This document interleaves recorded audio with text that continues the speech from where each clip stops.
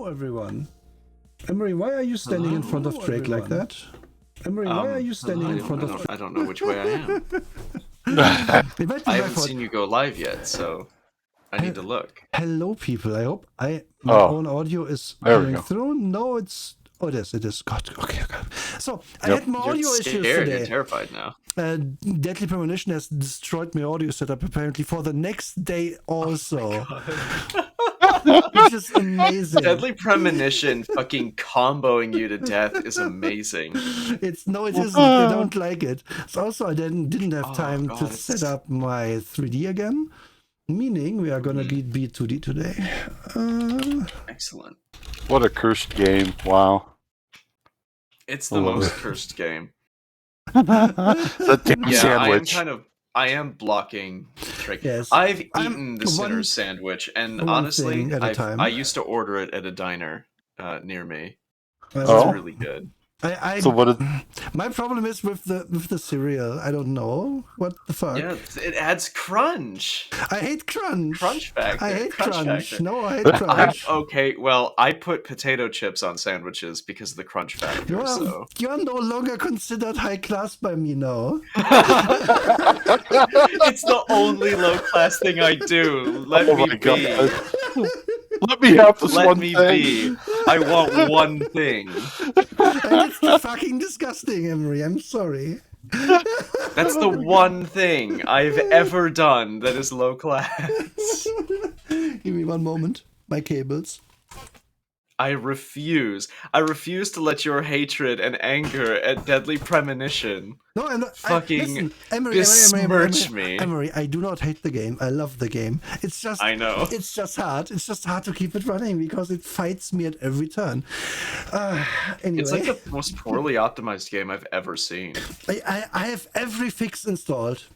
And it still crashes like crazy. And the thing you have to end up doing is switch which how do you call these modes? These old Windows modes? Compatibility modes. So it works best in Windows 8, but then it crashes. So then you have to switch to XP 3 to get to the cutscene, and then you have to switch to Vista. And then you have to quickly save. Oh, Vista doesn't work at all for me. Vista just crashes. God. I miss Windows Vista. I enjoyed it. I had Vista for a while. It was fine as long as you knew what to do. I preferred it as an operating system. Okay, people. Hi, Standard. Hi, Haircut. Welcome. Hello. Hello. We are doing Feng Shui, and as soon as I pull that up, as soon as I actually have my browser cap, we can actually begin. Today, we're rearranging Neura's room live on stream. Don't push the sarcophagus. It's already perfectly aligned. It's already stuck to the floor anyway. I don't know why, but maybe you tied it down. Well, I know why. Okay, let me see. Darn spider eggs. Need a bit more of this. Yeah, this is good though. I think this is readable, right? We go to 10. Yeah, this is very readable. Okay, cool. Yep. Yeah. Thank you for the blood donation, Pi. I have to. God, I haven't had time to even get a drink. That's amazing. Yeah, Nora story time. It's my dad's birthday today, so I was at my dad's basically the whole day, and I came home 15 minutes before stream, thinking, yeah, this is enough time to do a basic setup, maybe even bash out a teaser image in 2-3 minutes, and then my microphone just didn't fucking work. So that was a problem, but okay, I have a drink now. I'm good. I will survive. Okay. Compliment for Standard. Getting that out of the way early. One of these days, I'm just gonna kick your ass for asking for compliments every time. You're abusing the privilege. I like that you have such a high opinion of me. There you go. I don't care today. There's too much happening. Sundered, I appreciate your continued support. Okay. Sundered, you're the best insect ever. Yeah, that's okay. True. Yeah. That's true. Wait, hold on. Wait a minute. What about what about the Beetleborgs? Do they count? No. Alternatively, what about the fuck was his name from? Oh god, now I can't even remember the fighting game. I'm mad. I'm so mad, dude. Stun the insect. There we go. Pi, I'm gonna turn you into a Beetleborg. Bloody roar. I have not used that power in a long time, but I can do it again. You can turn people into Beetleborgs? I didn't know you could do that. Wow. I don't advertise all my powers. That's powerful. Yes. Powerful. Yeah, but I think Stun the Insect is pretty high up there in terms of insect tier list. I don't even know what... Okay, that must be something I don't know about. Wait, actually, hold on. Stun the Insect is basically Sunderd's character from fucking... Okay, we're looking at this. From fucking... Oh no, now I can't remember the name of the game. I'm so mad. Bloody Raw? Well, yeah, Bloody Roar. That's the thing. But he's... Yeah. That's him. Look at him. Okay, yeah. You can love him. He's pretty high up there on the tier list. Is that just Blue Beetle from when we played Aberrant? Yeah. Yeah, it is basically just Sunderd's Aberrant character. Yeah, totally is. Holy crap. I enjoy this one. This is the best one. Yeah, look at him go. Like, oh my god. I like the little Rasta banana. Yes. Dang dong. I want that fucking Rasta banana. Yeah, that's awesome. Yeah, this I think that might be real. I want that blown up and be like a beanbag chair. Do you remember back in the day in Super Best Friends videos, they used to just have that banana sitting on a couch and then they would play Wooly voice clips over it? Yeah, you can have it. It's only $200. What the fuck? Oh my god. That's so expensive. That might be too much. That might be too much. Looks like you can put it on my throne. You can be as classy as this guy. Oh no, it doesn't load. Oh, no, it doesn't load. Fuck. I got there you go. That Rasta banana is fucking legendary. Yeah, I like this. Rasta banana VTuber win. Wait. There's a non-zero chance. Let's just find it out. We can blame Super Best Friends for a lot of things. Yes, we really can. Holy crap. Okay, Nianas has at least been on screen with a Rasta banana. There we go. Fucking radical. We are not playing that right now, but... Oh, that's perfect. Oh god, we're talking about Rasta banana. That means we're copying Nianners. Oh no. I mean, you're also kind of copying Zen. Zen is legendary with her curse, for banana curse. But anyway. Banana costume pretty strong. I would never dress as a banana. I have can't say I never have dressed as a banana. I would not rule it out. And hi, Mini, by the way. Okay. I'm more of an eggplant. I'm sort of anyway. back. Okay, my brain is back.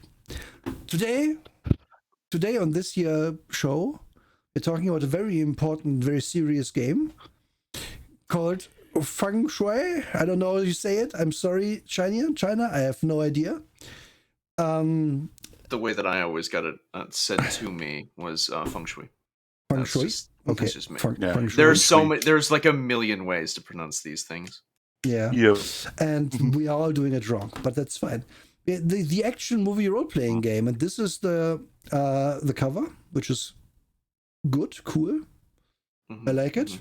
It also shows you some weirdness because there's this gun guy on it. There's also the Kung Fu monk on it, and then there's a ghost because there's no feet. Yeah, it's Rob Liefeld drew that one. Yeah, no, there's not enough. No. Rob, there's not enough pouches. Beef. There's not enough beef on this model. Beef and pouches and yeah. Anyways, so here's a question, Nora. You have a significant problem with this game. I have many problems with this game, but I don't know which ones. I need to lead off with something. I think this game is kind of awesome. However, rock and roll. I have a big problem with this game, and I have a big mechanical problem also with this game. And we are going to talk about both. And I think you have other problems as well that you mentioned to me. Yeah. So, okay, but what is this product? Let's discuss at least the basics before we get into that. Please, let's do. So, Yes.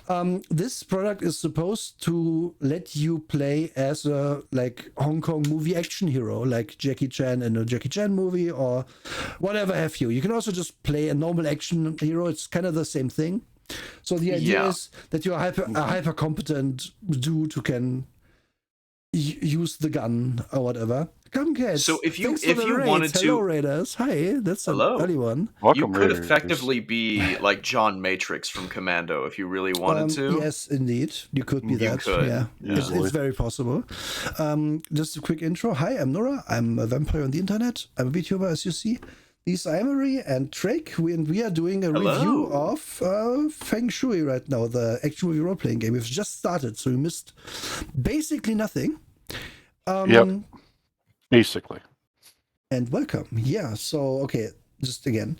You are supposed to be some sort of action hero. You can, like, again, be the Yakuza with a gun. You can be a Kung Fu guy. Apparently, you can be a ghost, which is, hinted here. We are getting into that soon. But I'm gonna be real. This is most accurately Big Trouble in Little China, the role-playing game. Let's be really real. is. Like, that is what It this is. Yes. That is all it is. Yes. It is. That's like, completely its You intent. can dress it up and do Yes. whatever other like Kung-sploitation movie you want to do with it. You can do superhero nonsense, but really, legitimately, this is I'm a truck driver and I'm gonna go fight an evil wizard. Yeah. That is the energy of this It game. is Yep. 120% the energy of this game. Fucking awesome. Okay, it won't take me long to explain basic mechanics, so we're going to do that real quick. So this book has what you'd expect. There's a forward, and it tells you what it is, and it goes real early with stuff, and then all of a sudden there's stuff like the Netherworld. It's of notice. You think, what the fuck is this? So The sidebars are my biggest problem. We are getting. That is my that is legitimately my biggest problem. We'll we get are to getting that. to this. So okay, but let me pretty just bad. scroll down a bit. Yeah. We're going to find a character because then I can explain all mechanics really fast. And then we can. So first character, Abomination. You can be a classic character from Chinese kung fu action movies, like this guy. The fucking cyborg man. The fucking cyborg man with wings. So look at his skills. Arcana wave device. Yeah. What is that? Let's scroll right past that and talk about the Big Bruiser character. So this is Bud Spencer, what have you? Bud Spencer, the Bud Spencer movie. This is who you can be. Let's ignore what we see up here. Let's talk about Bud Spencer. So this is like you're Reb Brown. Yeah, we're Reb Brown. We're Bud Spencer. We are, I don't know. Any Hulk Hogan, who cares? We're one of these people. Or Johnson, whoever. Yeah. So how does this game work? So you have stats, which are body, chi, mind, and reflexes. And they have a number, like 11, for example, or 12 in this case for toughness, which is a substat. The scan of this is apparently not great because we can see the next page under this page. Oops, not my problem. And then we can add 2 more points. It's a little rough. To one attribute. To any one primary attribute. So we could have body 13, for example. And then we have skills, which works as guns plus 3. Guns is based on reflexes, so we have an 8 in this. Info of your choice plus 2, so this is one based on mind, so we have a 7. We have intimidation plus 4, which also based on mind, because mind includes, I think, charisma as well, or something like that. So we have 9. And then we have martial arts plus 7, which is equivalent to 12. This is also based on reflexes. And okay, now the question is, and then we put some more points in if we would like. Each character is a bit different, so they have to pick an archetype. You could be Black Dynamite. You could make Black Dynamite. Yeah, there's absolutely an archetype in here. Yeah, you could absolutely. Yeah, 100%. What do we do in this game if we want to like punch a guy? That's the basic thing, right? Then we would look at our martial arts, which is plus 7. So we have a 12 in punching a guy. We take 2d6. They have to be different colors. And we say, I don't know, my red die is the positive die, and my yellow die is the negative die. And then you roll them, and then you look at them, and then you do math. Let's say you roll a 4 and a 3. So you have a 16 minus 3 to have a 13 to hit because I rolled +4 -3. Great, 13, easy, very quick system. And if you roll double sixes, sixes explode, so you can keep rolling. Any 6 you roll explodes. That's how it works. So if you roll on your minus die 6, you're just botching, basically. If you roll on your plus die 6, it's probably really good. Double sixes means it's an actual crit or problem, because if you then roll shit, it's a botch. That's the basic thing. That is the basic thing how this works. And my first problem. Because what is the expected value of a skill or attribute if you roll like this? The expected value is exactly what's in here, right? You expect to get a 12 if I roll like this, because on average I subtract 3.5 and add 3.5. So then, if we just look a little bit further past the cyborg, past the everyman hero, at one of the more optimized classes in this, which is the killer. Yeah. The killer has a gun skill of 15. Your highest fighting skill is also your defense skill. Meaning the big bruiser on average never hits this guy. Yeah. I can see how that's a problem. Yeah, that's my mechanical problem with this game, which easily solved. Easily solved by giving you a dodge skill or like a defending skill. Not even that. Easily solved by just saying everyone has the same fucking starting number. Doesn't even fucking matter. Everyone is 12. Everyone is 15. Who cares? Okay. Yeah, makes sense. Just put your points in another thing. Who cares? But yeah, that's the mechanics. That's how you mechanically do things. And the rest of this book, after the archetypes, is then all about, okay, what other things can you do? Because clearly this is too simple. This is not a full game. This is not a big-ass book. I mean, it's... goodness sakes. There's so much going on in this book that is so... I'm about to be done with explaining the skills, the stuff. So excellent. So everyone also gets, let me scroll back up, sorry. Sticks, is it? I believe that's how you would say it. Yep, and it tells you what it is. For example, this guy, the techie, is a MacGyver type character, gets a gun, but he also gets 2 sticks from somewhere. I believe it says your quick stick. So this guy, no, actually he doesn't get anything. Okay, bad example. Some people don't get them to start, but other people do. For example, let's see the Kung Fu grandpa, classic guy, right? 5 Kung Fu sticks, which is just Fu in this one. So you can pick 5 things off a Kung Fu table, which is a big ass number so you get to be a weirdo. You could be the most weird motherfucker in the world because you're old. Yeah, but you're also poor though. So no, it doesn't matter if you're poor or not in this game. Who cares? Who so cares? Let me just. There's a lot of who cares in this, because we will get into this. My actual problem. The entire basis of this game is who cares. In the foreword, they go, "Yeah, we don't give a shit. There's no character creation. Just pick a guy and do kung fu kicks. Yeah. Like that's the whole game. Yeah, the whole point is that you can. They don't care. Open this book, really quickly pick it up, take the things that it says to take, and then you have a fine character. But let's just look at these like skill trees, basically. For Kung Fu, there's skill trees. So like, for example, if I want to follow the path of the clever eye, I have to put my first stick point into the fox's retreat to get the eyes of the fox, the laughter of the fox, the vengeance of the fox, finally the luck of the fox. And then I don't have points and I forget the last one, but I could eventually like level up and get it.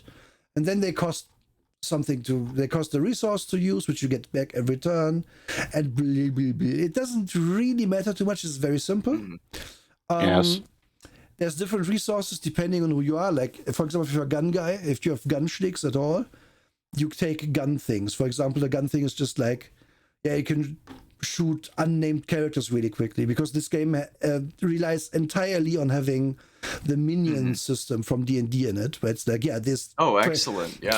20 dudes with guns also storm in while the Yakuza boss laughs maniacally. Those 20 guys, they won't matter too much, but they're going to be there. They're going to take pot shots and make you do stuff to get them away. You just scrolled past it. I just saw the most 1980s thing in the fucking world on that gun table. There's an AMT Automag 4. Yeah. That is a gun that was only made in the 1980s, in like 1982 specifically. This game loves its guns. 9. This game loves its guns. Wait, AMT Automag 5. The AMT-50 cal stainless steel phallic symbol is not for the subtle. And these No, it's not. And it's got the factory standard 5-round mag. Yeah. These explanations of the guns are also not. This game isn't about you knowing what the grain of your shotgun is. It's just like this game literally tells you if you tell the GM that you go ka-ching, you do 1 more damage. Just do it, yeah. Yeah, just tell him at the table to do. I reload and it goes ka-ching. It's just 1 more damage if you do it with your shotgun and stuff. That's what this game is at heart. It just blows my fucking mind how hard they went on. Nah, this is 1980s. Yeah. Fuck you. I mean, this is. When did this come out? Let me just really quickly scroll up and find that out. I think it's 2000s, early 2000s as usual. Does it tell 96. 96? Okay, yeah, it's close enough. Here it is. 96, 99, yeah. Even rolling down to the Benelli, like the M3, there's a very specific cutoff stock with that, and that's like the most 80s thing I've ever seen. Everything keeps going. Yeah, I knew this was a 90s product the second I looked at it. Like the art and like how much it loves 1980s action movies. I would say it is one Skundo. I am there for it because those action movies are great, and if you can play them with this, great. I want to play Big Trouble in Little China, and again, it's very simple. Let's explain guns. It's not going to take long. Go for it. A gun has 3 values, which are it's going to tell us here somewhere, hopefully, because I do not remember off the top of my head.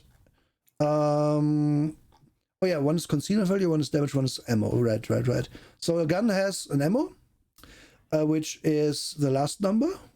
If it's +1, it can have 1 in the chamber, which is also obviously always cool. This middle number is how concealable it is. For example, you can conceal your Beretta a lot easier than you can conceal your AK. And the first number is its base damage. Which only matters if you shoot at named characters, because again, unnamed characters, if you shoot them, they probably just die or get knocked out of the fight. The game is also like, we don't really care what happens to these people. Probably they might not be dead. If you care, you can tell the DM that you don't kill them, just incapacitate them or something.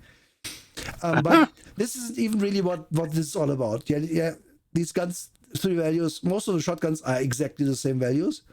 Like, why would you ever take the riot shotgun? It has 1 less shot than the Benelli, so don't do it, but whatever. Who cares? Yeah.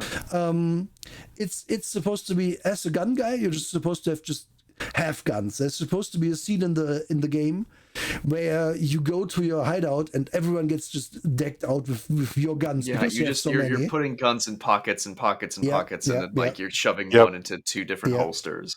Yeah. If a number has a star on it, it's amazing. A double star and single star, this means you kill unnamed characters better with it. You need to beat their defense by 3 to kill them, to get them out of the fight.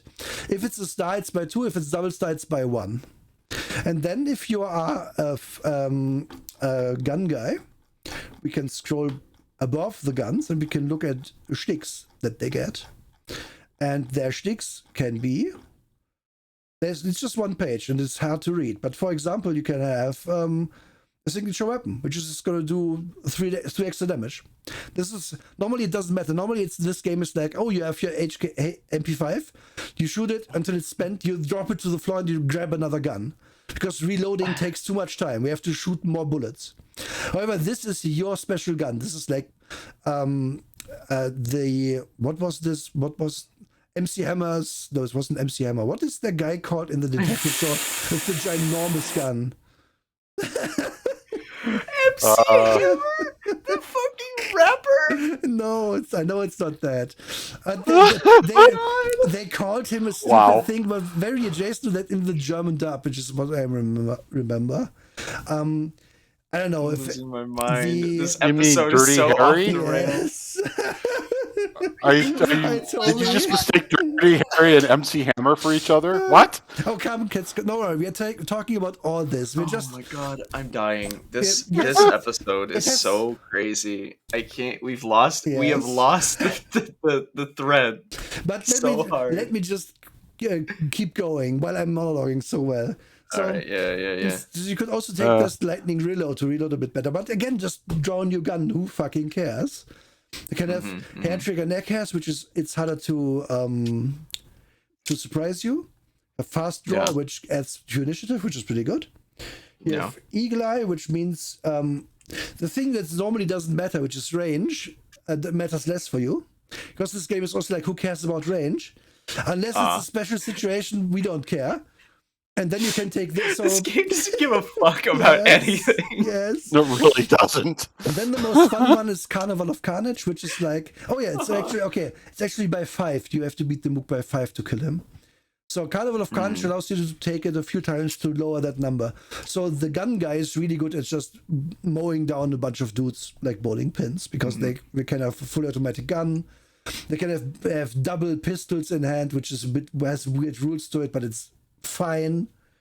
No, don't worry about it. Yeah, I mean the whole shtick here is that the gun guy shoot a bunch of other guys with guns, while like the martial arts guy fist fights or sword fights the Yakuza boss, and then the big dumb brick truck boy walk up and punch the big guy and wrestle the big man. And doesn't take damage because he has such high body, or if he takes damage, he shrugs it off. Yeah, that's probably basically their job. Yeah, pretty much. So, and the idea is you pick your archetype. For example, I pick killer, and then the only thing I have to read is like 10 pages of this, and then I'll be like, oh, which gun is cool? I'll take that gun. And then you take 4 more because you get 5 to start. Indeed, yeah. And if you're a Kung Fu grandpa or Kung Fu dude, you just go to the next page, which is Fu powers, and you pick some of these. And then you have your... Okay, so... And that's it. Really, so you play really quick, fast. Carbon Cats. The crazy thing is, this is neither min-maxing nor narrative. This is a game that is just like, you want to sit down at a session and have 3 hours of, we've got to defuse the bomb, so we drive the car really fast, and then one party member is hanging out shooting 2 guns while another guy kung fu fights another guy on top of a speeding truck next to it. It's like, it's nonsense. Yeah. It's just, this is one of the best and worst games we've looked at on the show. This game, it's so nothing. Exactly. This game is entirely about being cool and doing cool shit. Granted, I would play this. I would play this in a heartbeat. This right now. Playing this is really fun. I can attest that I played it before. I DM'd it. However, so no matter who you pick, you can have a character either in literally a minute by being like, okay, I pick the private investigator, I take the quick shtick picks, which are these, and I'm done. My character is done. I put 8 skill points into something. I put some attribute points into something. All done. I can play this character right now. It takes a minute. If I'm like, okay, I would like to like spend 10 minutes to decide some things, you just scroll down to or leave to whatever page you need for your thing. Then you take the things that you would like. So it's really fast. And for that, it's really good. Again, mechanical problems. First mechanical problem is that these character classes are very unbalanced against each other. To the point where it's like, you can be a cool thief, and you can do a Hudson Hawk game action movie thing with this. Or you could be a fucking like rooster who's transformed into an astral samurai, like one page next. Like, please stop talking about those things. I'm keeping them in the back for a reason. No. We are getting we can't talk about the lack of balance without referencing the fact that you could be the Toxic Avenger while your buddy is like Tom from accounting. I want to talk about the lack of balance first, so that we are done with it. Please allow me this little thing. Please do. Okay. Please take okay. Please. So I would like to remind you again that the killer is 15. This character gets guns at 13 and martial arts at 12. So this character is really good at intrusion. So we might make something work there. However, this character doesn't work with a killer and a kung fu grandpa in the party. Like you have to, as players as usual, talk a bit. What kind of game do we want to run? Is this more of an infiltration coolness, or is this more of Matrix jumping around, hitting a guy and shooting a guy coolness? That's fine. I have no problem with this. However, the classes again are not balanced against each other, and I think as a DM, it's on you to be like, yeah, no, Frank, you picked a class that kind of sucks. You get a bit more in your fight, because otherwise, the other players are just going to run away with it, and you're not going to have fun. The other problem is that all fighting is based on your reflexes, and your reflexes all. All physical fighting is based on reflexes, I should say. And your reflexes also govern how often you act. Because one of the substats in reflexes is speed, I think it's called. And that's just straight up speed plus a d6 is how many actions you get in a round, basically. Like you get a number of, they call it shots. Let's say you have reflexes 5 and you roll d6, get 5, you have 10 shots. And taking an actual literal shot takes 3 of these shot points away, so you have 7. So how it works in initiative passes, everyone rolls, you go first at 10, I say I punch him, and then you write down I'm at 7. So then everyone on 9 acts, everyone on 8 acts, and then you are on 7 again. And if someone defends, it costs them 1 point, so if you punch a guy and he defends, he's now at -1, you're at -3. That's the combat. It's kind of fiddly, but it works, and it's pretty quick as well, because the game is so simple. However, there are certain classes that just get reflexes out the ass, and other classes don't, so they activate a lot more. And that is also really bad, because it starts, unlike, for example, Shadowrun, where everyone just gets to act, and then maybe you get a second turn. In this, the guy who has 20 shots and you have 10, punches you literally 4 times before you can do anything. Which sounds cool, but not if it's happening to you. Yeah, like spreading those out would be a little bit better in terms of like just breaking down the turn order. Exactly. The problem though is they couldn't do it another way, because if you use up all your points, you can't defend anymore. So at the end of a turn, it's usually everyone has like 1 point left, and they're like, okay, I pass. I can't do anything. Take a breather or something, because no one can act. And the last mechanic I will talk about really quickly is that this game tells you if you want to do something, you can always shoot a guy and just roll. However, you can do anything by taking a +2 to your difficulty. Doing anything can be I shoot a second guy next to him, or I punch this guy so that he flies into this other guy and they both fall down the staircase or whatever. You can just very narratively explain the combat, which is cool, which is nice, and which I like. And the difficulty it adds to you is so small that it's usually very worth doing, especially if it's like mooks. So you can punch a mook into another mook, and then he falls into a third mook, and they all tumble down the building, falling to their maybe deaths, maybe not. And that's cool. And you did that, and 3 guys are out. Amazing. And you don't really do it against the bosses, because the bosses are named and they are harder to fight, and that's also cool, because then you have a big showdown. And also you have hit points, which if you take damage, you take hit point damage. It's normal, as you would expect. Normal stuff. Yes, and now let me scroll down to the transformed animal. Look at him. Look at him.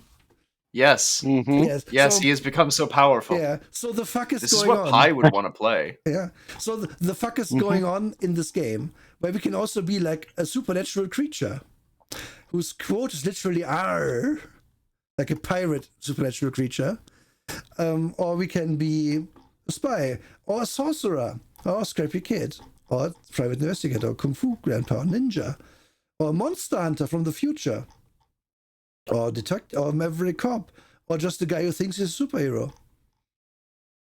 So what? By the way, yeah, Carbon Cats, this came out 4 years before 7th Sea, I believe. Yeah, I think, yeah. So why are there like? Which, by the way, I fucking love 7th Sea. It's one of my favorite games, and I really would like to talk about it at one point. We can do that. Oh, yeah. You have a choice eventually. So, but now let's. I know. Yeah, eventually. So now. Eventually. So now, so now why can't we be a Japanese ghost? By the way, this ghost is feet. I call bullshit. This isn't a ghost. This is someone LARPing. Yeah, they're LARPing. They're on Yep. they're on wires. I can see them. Yeah. So yeah, and what Emery said initially is super true. Because this game really wants to be Big Trouble in Little China, where there's just a ghost there sometimes, and you have to fight the ghost now. Okay, can I talk about my big problem with this game right now? Because I think we've just bookended into it. We've dovetailed right to my big problem. Go. There is a section later in GM Tips that talks about comedy and how this game is not supposed to be a parody of action movies. It's supposed to be legitimate and, well, it can be tongue-in-cheek. It's for drama and all of this. But, like, you have made a game in which I am kung fu fighting ghosts, wizards, and cyborg monsters from the year 2077. Yeah. This is so stupid and goofy that you legitimately cannot make these tones work. That's why it's like they desperately want this to be Game of Death. This is Rush Hour. This is Big Trouble Little China. This is a fun game. Yeah, this is not a game to be serious. So that's where my problem is. They keep doing this weird like 90s jargon, like, way cool, dude. Like, energy to all of the writing, and then going, no, but this is supposed to be a serious, we're fighting Yakuza to save a little girl from being kidnapped and sold. Like, bro, fuck off. It's like, okay. Fuck off. Like, I hate writers who don't understand their own tone and don't know what they're doing. Yeah, and here's my... Okay, I don't have this exact problem with it, but I do have this problem, a very similar problem with it, because you pick up this book, and it tells you, yeah, we are a kung fu action book, and you're like, you might even, like I did, make this connection in your brain, be like, hey, yeah, that sounds like Big Trouble in Little China, because they seem to be talking that there's magic in this. That sounds cool. I'm in. And then they hit you over the head with what I can only really describe as hit you over the head with their fucking meta plot. And I despise this meta plot. It's so it's the most unnecessary thing in this book. I agree even completely. Begin. It's so bad. It's like it completely lacks self-awareness. Yeah. So why is this game called Feng Shui? Whatever. I don't know. Why is it called this? Well, because that's real. That's a real energy, and you can control it. And if you control it, the world will change to be like you want it to be. And because this is a thing, there's junction points in time which are connected via the netherworld, through which you can go to different timelines and fight there to change those timelines into what you want. For example, in the past, in 69 AD, the eunuch wizards of China are controlling these points, which is why magic is really strong and magic is real and abomination demons are real.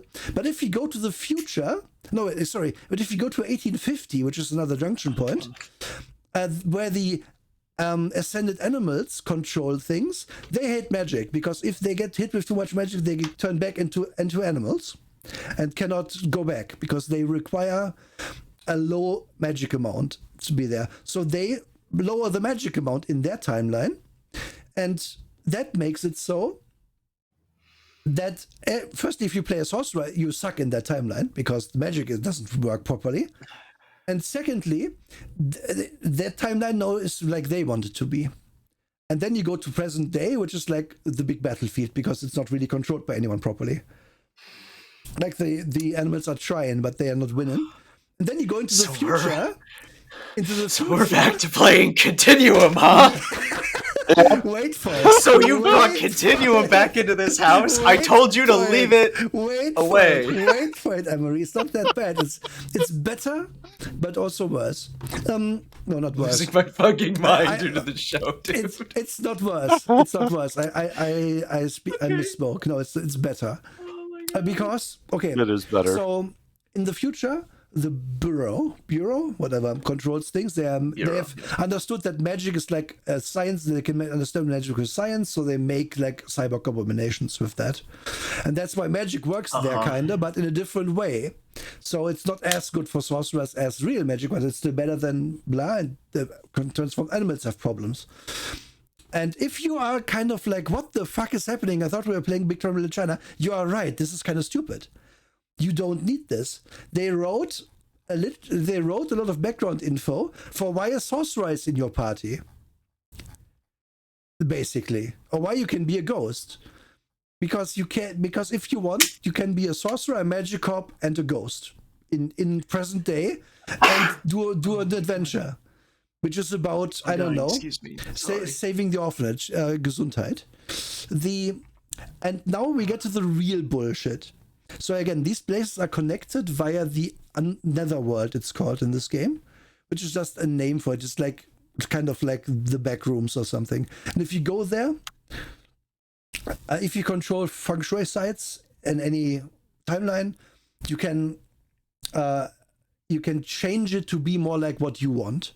And how many you ever controlled personally is the maximum of what you're allowed to do there. So if you controlled 10,000 sites but no longer, they are still very powerful there, but not in the real world. Which is why there's a bunch of Chinese emperors sitting around in there who are like, we would like our stuff back, please. And then everyone else like, no. They're kind of the people you're supposed to work for, or maybe not. It's really confusing. And well, the real thing of the game, instead of having a fun time, is to go into different timelines and control these sites. They basically fight for territory and probably lose because there's people with a world of resources who are already controlling them, who's gonna come for you and fight you a lot. And it's fucking dumb. And it's a bad meta plot, and I hate it because it's unnecessary in every level. And the only way this is better time travel than Continuum, which still worst game ever.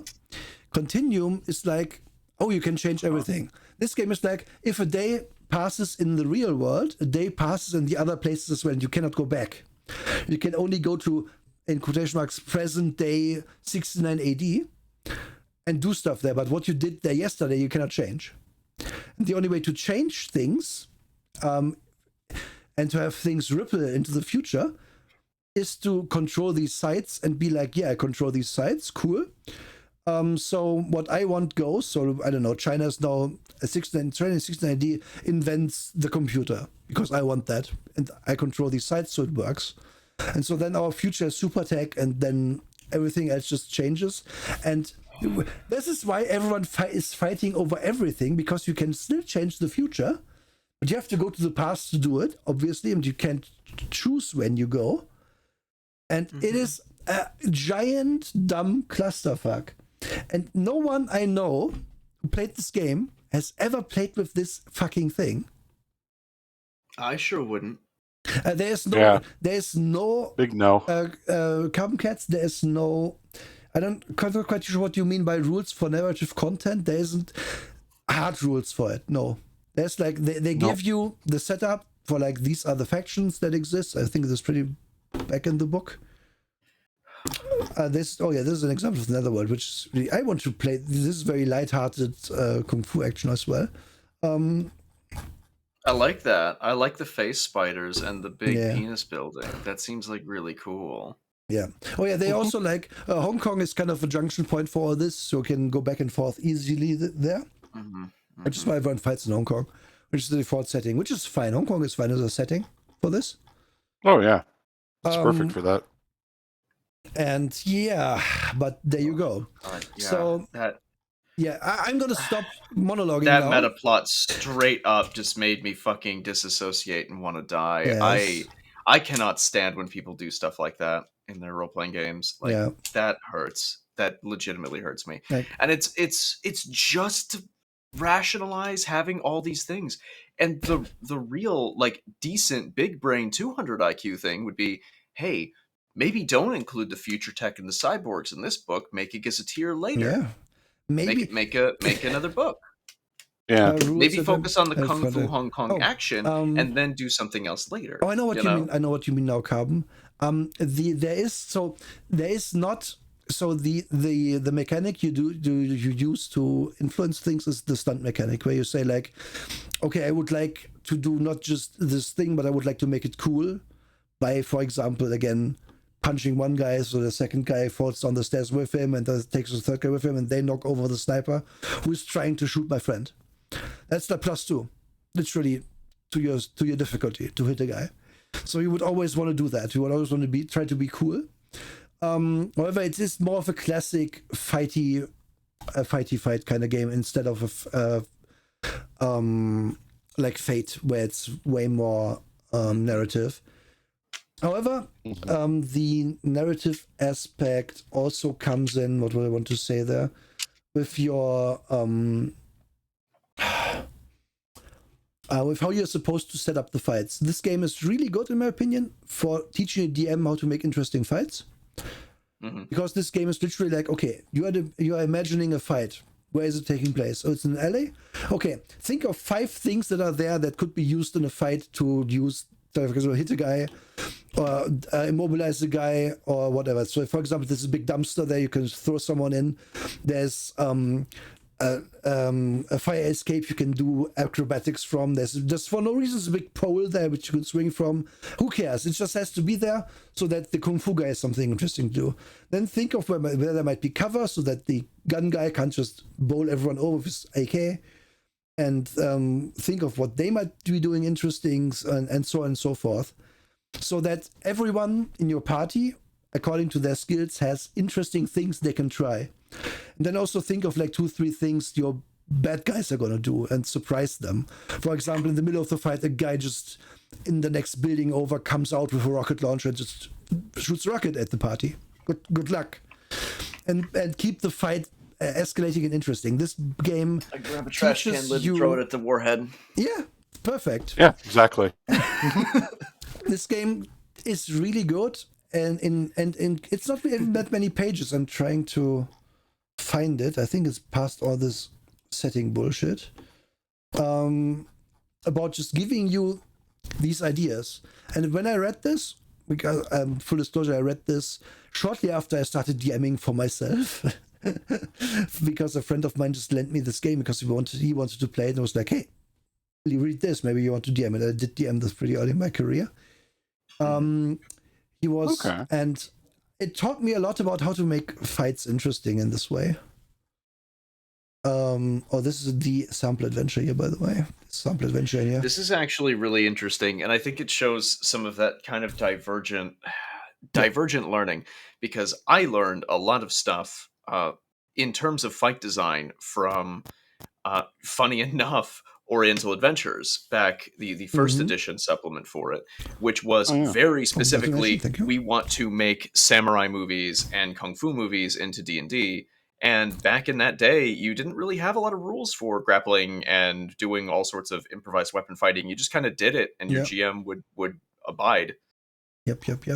There wasn't like 4 million. That's why I have my weird things with like improvised weapons and fist fighting in D&D, where it's like you, as Reese, picked up a bench and hit 2 guys with it. I'm like, yeah, who cares? It's a bench. Yeah. Hit 2 guys with it. I don't give a shit. Exactly. I'm not gonna do that. Like, this game does have a weird distaste for using maps at all, which I find kind of weird. Like, especially when they go, "Hey, you might want to have a floor plan for this big apartment, but don't show it to your players." It's like, but what if my players need to know to move to this room and this room and this room? Like, what? I personally used this.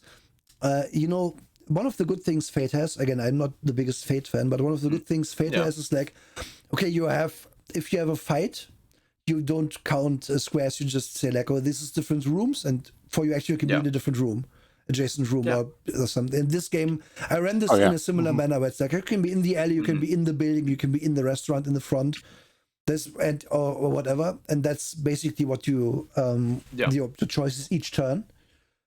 If you want to move from the restaurant to the alley, tell me how you get there. And if how you get there is you throw a guy through that window and parkour through it, okay, cool. That's what you do. Yeah, great, if I had a good way to do that for our Shadowrun game, I would do it there as well. But I couldn't really think of one so far. Yeah. But yeah, that is. So I'm not gonna go into what the meta plot is in any more detail, because I fucking despise it. It's bad, and it is for a game that's like. These are we have distilled our gun rules into 3 fucking stats, which is going to give an aneurysm to a certain subset of players who are really into guns. Yeah. Hey, guess what? Doesn't do that for me. I'm getting an aneurysm for something else. Yeah, it's understandable. This is the crazy thing that drives me nuts about role-playing games and firearms just in general.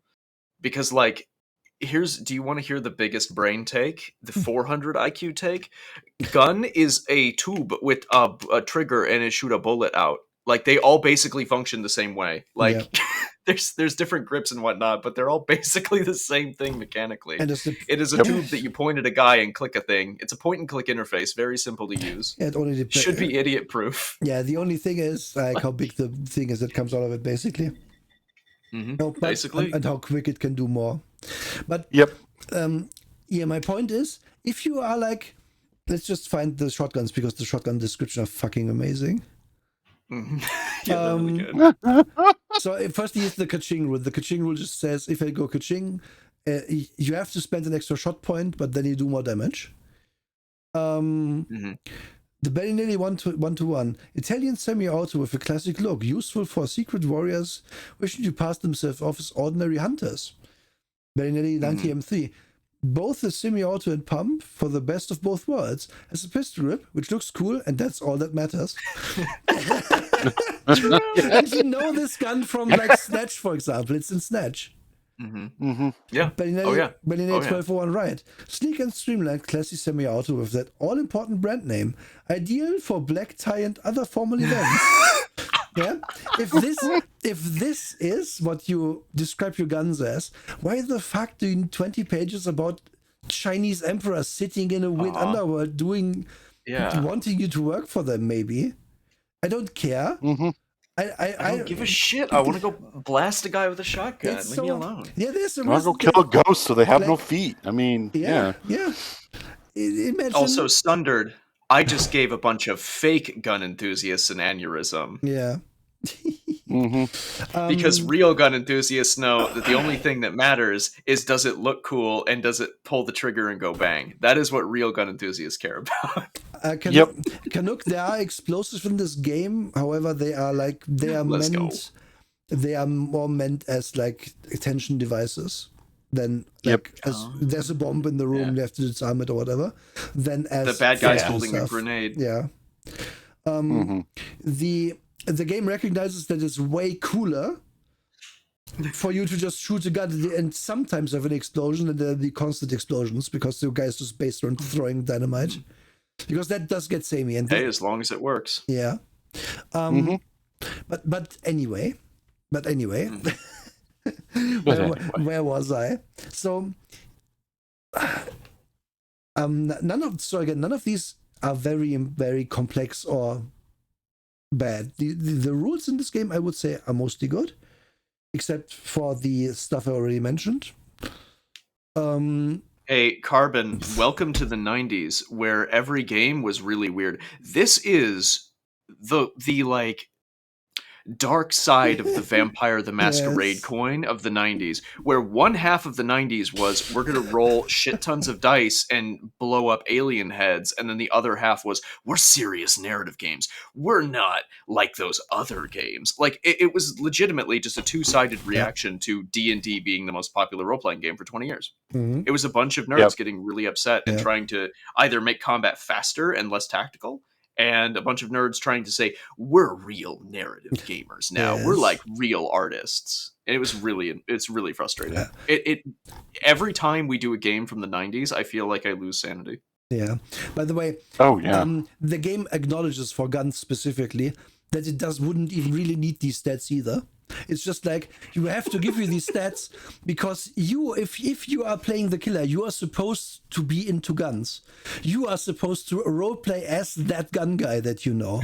I love that. Yes. That's really good. I love the idea of like, this is my AMT Automag 4 chambered in 50 Action Express factory 5-shot, but I have an extended magazine that gives it 7 shots, more than enough to clear a room. Yes. Like, I love the idea of being that guy. Yes, it's really awesome. From experience, one of my players did a very good depiction of the killer, and it worked very well. But the game is literally just like basically wouldn't give you this. I have to give you this. Oh, what's happening? So thank you for the host. Hi, and for the raid as well. Hello, thank you. Because essentially what you need, the damage number you need, kinda, because it's what you do against named people, but it doesn't really differ that much. So could have arrived at this a different way. And realistically, your players is always mostly going to take the one with the biggest number, because there's no downside to doing that, except you can't hide the gun as well. So if you're min-maxing, you can be like, okay, with this pistol, which is the biggest damage for one in the middle, because I can like have that in my ankle holster. Well, I can't have the Browning in my ankle holster, so I guess the Beretta is in my ankle holster, and then let's see, it's 11. Can we do 12? Yeah, we can. No, it's just 3. Oh, god damn it. Like literally just going through the table, looking quickly at the numbers, being 11. King Crowbar 3. Fuck. And then just decide a gun. Probably a 10-2, and then you get a really big pistol at 11 or 12 damage, and then you get at that point it doesn't matter. You just take the Heckler & Koch for whatever else. And that's fine. That's how you're supposed to be. It's like supposed to be different guns for different occasions. And then and you're supposed to like escalate. If your killer is at a restaurant, he's not going to bring his Remington. But if your killer is going to war, he's going to bring everything.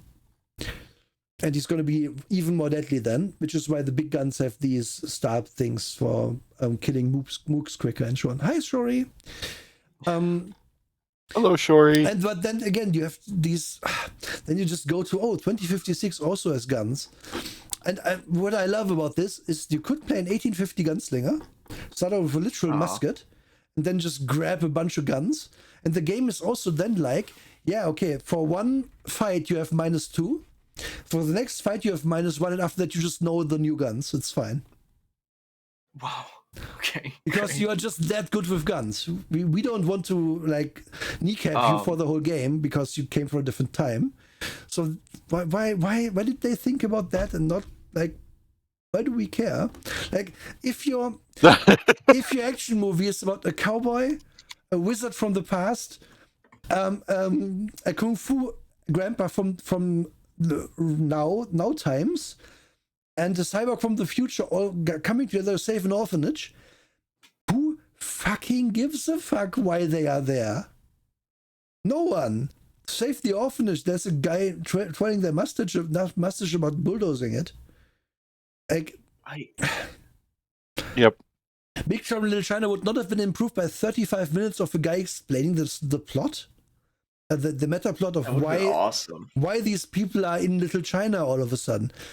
Yeah, and that's the big problem with the system. Again, it's really good to play. It plays like butter. It's really good. You might need one session to get to grips with the initiative, because the initiative is a little fiddly, as I said, because you're constantly juggling the number and it goes down, and then you have to remember your new numbers so that you actually take an action. Is weird. That's weird. Yeah. It is weird, but very workable. Yeah. But let's look at the Kung Fu people next. Same exact thing. You have a Chi cost, because obviously it's supernatural. You have your pool. This refreshes every round. It's literally just your stat in this. And there's how long it takes. And then it does the thing. These things are more specific, but this feels correct, because like if you're a ninja and you take the path of Shadow's companion and you're friends of darkness, you can act normally in partial or complete darkness with action penalties. Effects last until end of sequence. So you can just do this at the start of your turn, and darkness doesn't affect you anymore. And that's really cool, because you can obviously set up the board to be in your favor in that case, maybe. And that's really easy. That's really simple. It's more specific, but the specificity works for the Kung Fu stuff, because usually like, my crane style is very quick, but your tiger style counters it, because strong. I don't know why. It's the thing. But then we go into Wu-Tang Clan's favorite RPG. Oh, probably. Oh yeah. But then you get into some smaller things that are weird. Like, for example, why would I pick the path with like 3 in it? A Path of Hands of Light. Why would I do this? If I could have the way cooler one, which is way bigger. Path of the Healthy Tiger is like, 1, 2, 3, 4, 5. It's 10 things instead of 3. It's literally gotta be better.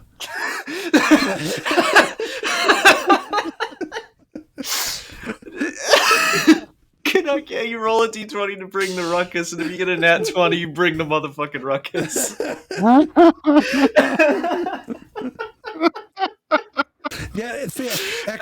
Oh, that's good. Yes, this is that's what I want to say earlier, and I kind of lost my plot. It feels like the 2 people wrote this and they were fighting the whole time.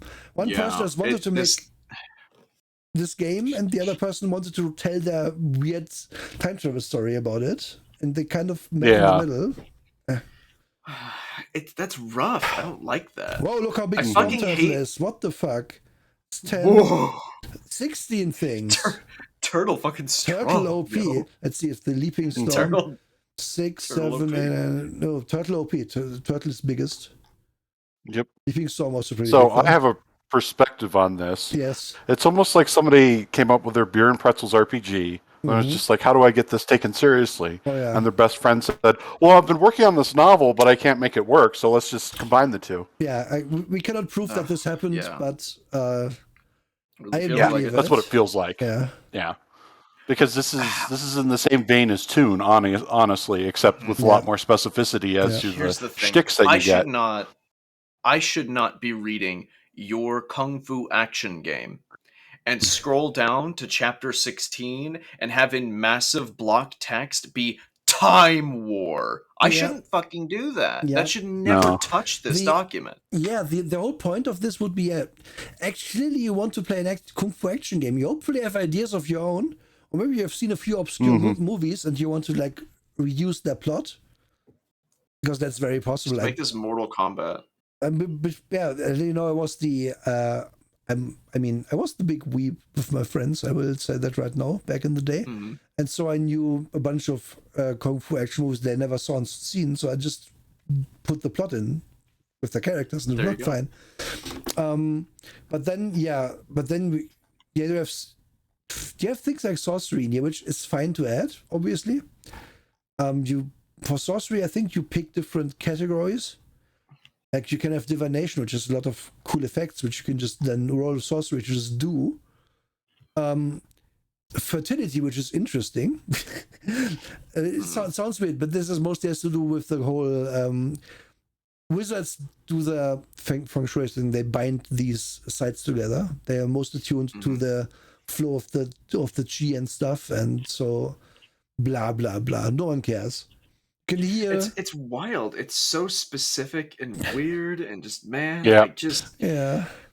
just let me punch a bad guy real good. Yeah, and they have influence. Let me throw that shit before I walked in the room. Movement is just you move, can fly and move quicker. Summoning is what the evil guys do. They summon demons like this. Art in this book pretty good, by the way, for the most part. Yeah. I like about half of it. That's kind of where I'm at. And specifically, there's Blast, which is one of your earlier ones, which I think I must have scrolled past. Yeah, here. Blast is actually the first one. Okay, that's why. And with Blast, you pick specific ones. So you can have fire or acid or what have you. And then these just, some of these are actually clearly for the bad guys. Some of them are more for the good guys. Like good guys throw fire. Bad guys make people ill and give them a minus for the adventure and stuff. Or transmute them into fucking salt or whatever. But you can do that if you want to. You can be a Raiden in this game. Raiden would be like a straight up sorcerer who throws lightning. It would be radical. Yeah.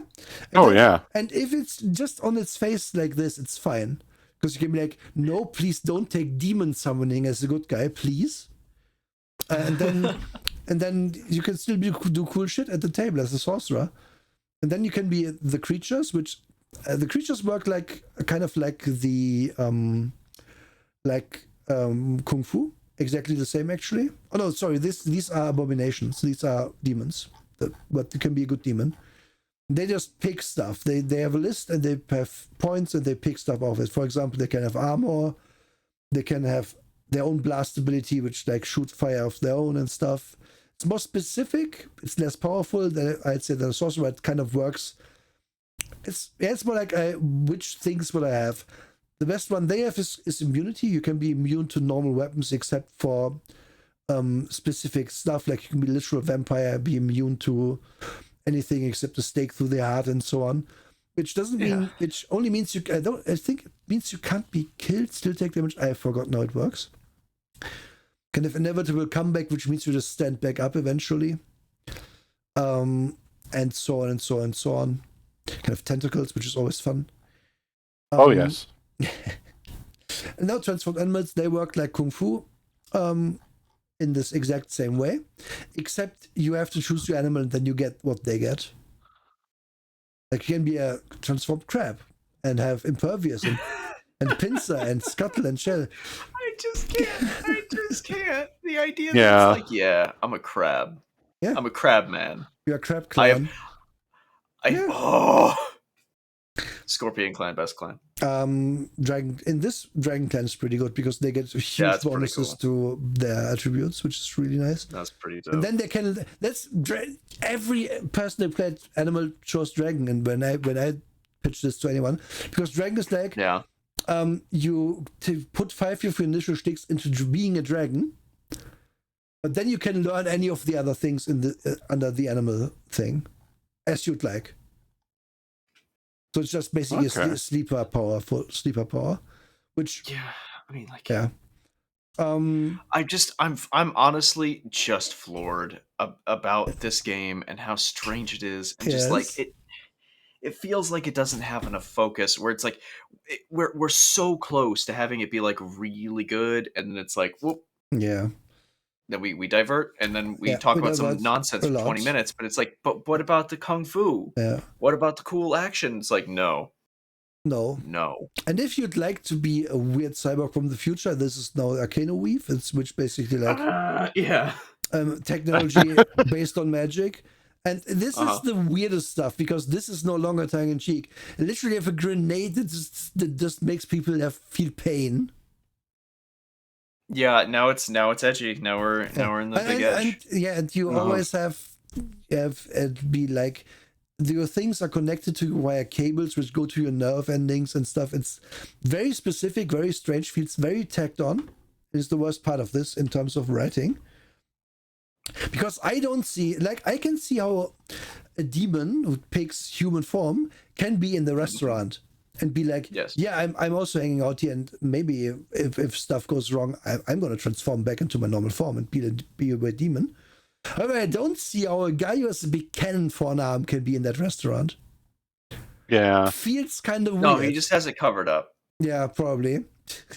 Yeah. He has it like wrapped in a big bandage, and it's in like a big sling. Yeah. Actually, wait, that would be dope as fuck. Wait a minute. He wears a trench coat over it. Yeah. But what I do like about this technology is that there's just weird things. Like you have the spirit shield generator, which basically a bunch of ghosts come get caught and they take shots for you. They hate it. Wait, okay. They wait the whole time. I have made a better comparison. This is Shadow Warrior, the game, the shooter from the 90s. Yeah. It's also that. Oh my god, it is, yeah. That's awesome. Wait, I'm back in. I was out and I'm back in. Yeah, the thing is, again, like, it's fine if everyone then picks this. Go. But if one person picks Scrappy Kid and the other person picks this, you can't be Short Round and the Cyborg in one day. It doesn't work. It's tonal whiplash. To the max.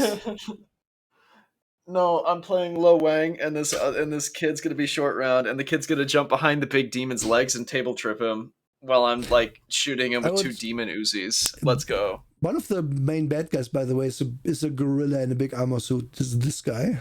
Shut the fuck up. Oh my god. Fucking mouth. No. Yes. Stop. It's more. basically Winston before Winston. It's true. Oh my god. No. So yeah, that's your character. That's your character archetypes. Gorilla Grodd ass. And hate it. I explained the game. More or less. That's the game. There's ways to so recovering from wounds doesn't take super long, but it's like a thing where you are supposed to be damaged over the course of the adventure, but then fine for the next adventure and so on. It has hit points, and they can matter, but they usually don't matter that much. Really, maybe for a single fight.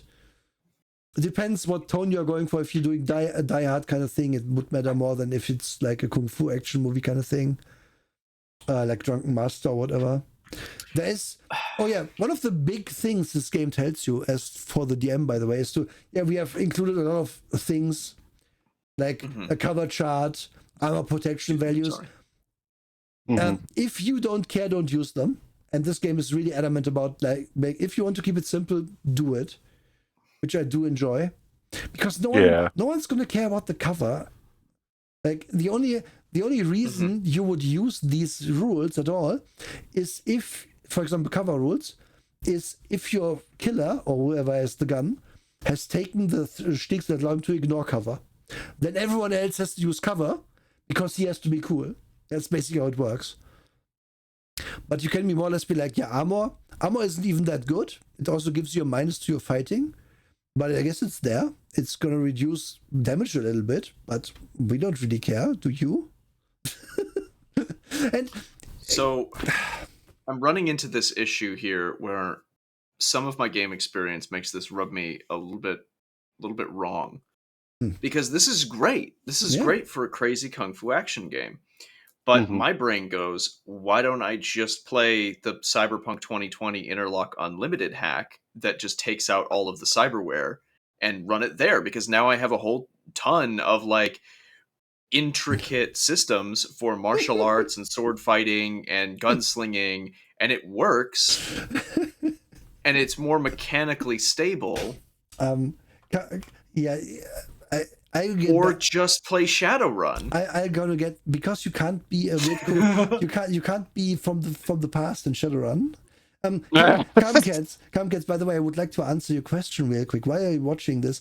Because it is interesting to watch this educational weird kind of train wreck live. Yeah.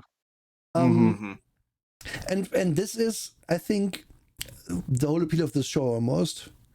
Where we can be like, this is cool. However, please do it differently next time.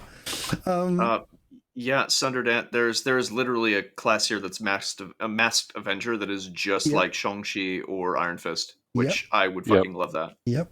That's awesome. Yep. Unironically, Iron Fist is one of my favorite Marvel characters. I love him. I think he's so stupid. Yes, it's true. I don't know much about him, but what I've read, yes. So I like all of his comics. He's fun. Just for these few pages here, the pages of running fights, I highly advise anyone who wants to DM to read running fights. Ignore the rule components and just read what they tell you to do as a DM, because it's really good. It's honestly the best how to run a good fight advice I've ever seen. And anyone who on the internet who is like, I know how to run a good fight, I hope they've read this, because otherwise they probably, I mean, if they arrive at this on their own, cool, but they're probably wrong. Lol. But like legitimately, this is really cool. I think it's really neat. Yeah. Like this game, we've dunked on it and I've lost my mind. But I would play this and it would be fun, and I would play a multi-session of this. But like it's one of those things where every single session has to be an episode, or it has to be a full movie. We're not making this a multi-session story arc. Like no. We need to wrap this today. We need to fight the ancient wizard today. Yeah, you at least need like a conclusion. A conclusion. It might not be the big conclusion, but you need to conclude something for the in a given session. Yes, I agree. Oh yeah, this really lends itself to that. That's my beer and pretzels comment, because it's like at the length of this book, you would expect it to not be a beer and pretzels game, but it really plays like one, because you can pick it up and just run with it immediately within 5 minutes. You could rewrite this book to be 30 pages long easily. Oh, easily. That is legit its biggest failing, that they put so much stuff in here. Because if if this book could work with, these are your archetypes, like take Abomination out maybe. They should not have. Yeah, get him out of there. Like the total whiplash to be like, okay, what is this game? Oh, cool, I can be an action hero, and then you just get to this page and find these simple characters. And be like, Abomination, what? What is this? Yeah. What do you mean 2056? Like, weird. Just again, I'm just trying to find out. So ref 5, I think they mostly, there isn't many with higher ref, but you can, like, there's a speed stat, and if you can raise it, you should, because it's OP. Which is a problem with most games like this that feature a speed stat at all, with very variable initiative that allows you to do more things. Where, like, if you just have less of it, it sucks. For example, this guy can just put 5 points in reflex because he's a Masked Avenger. Yeah. As opposed to most other people. Okay, you might get... That dude has a very latexy suit. Yeah, that's... Yeah, I mean, hey, he knows what he likes. Okay, so Carbon, I have a very specific thing for you because this came out in the 90s and massive dice pool games were the norm because Cyberpunk and Shadowrun and everything, those were the big games right at that time, and then the other side of that was Vampire the Masquerade. The idea of pooling up a bunch of dice and doing that damage, like, that is part of what people liked about it. Yeah. And that was part of the narrative. In this, the fights are the narrative, right? Yeah. You're not going to have a scene that's just like massive interpersonal drama without somebody whipping a soup bowl at somebody and then two guys fighting on a table. Yeah. Like, that's the point. And so people were using those mechanics to have that entertaining narrative. Mm-hmm. They also just really, again, it's supposed to be, and so anyone has 2d6 at home, and if you only have 1d6 at home, you can still play. Just roll the die twice. It's super easy. Yep. You can literally just be like, I want to be a Maverick Cop, and just play, like, copy this page in 2 minutes onto a sheet and be done with it, and then you can just fucking play. That is the selling point of this game, and also that the fights themselves are very quick, because again, you do literal napkin math about, I have guns 14, let's just say. I have rolled a 5, I've rolled a 2, so it's actually a 17 that I just rolled. Cool. Awesome. So I probably hit my enemy. And that's so quick that it's easy to play. Anyone can play this easily, and it's also a good sell, because you can... What I've done personally for this is like, okay, after we watch an action movie, we play this game. Everyone is in the mood. And then you just run an adventure that's similar to what you just watched.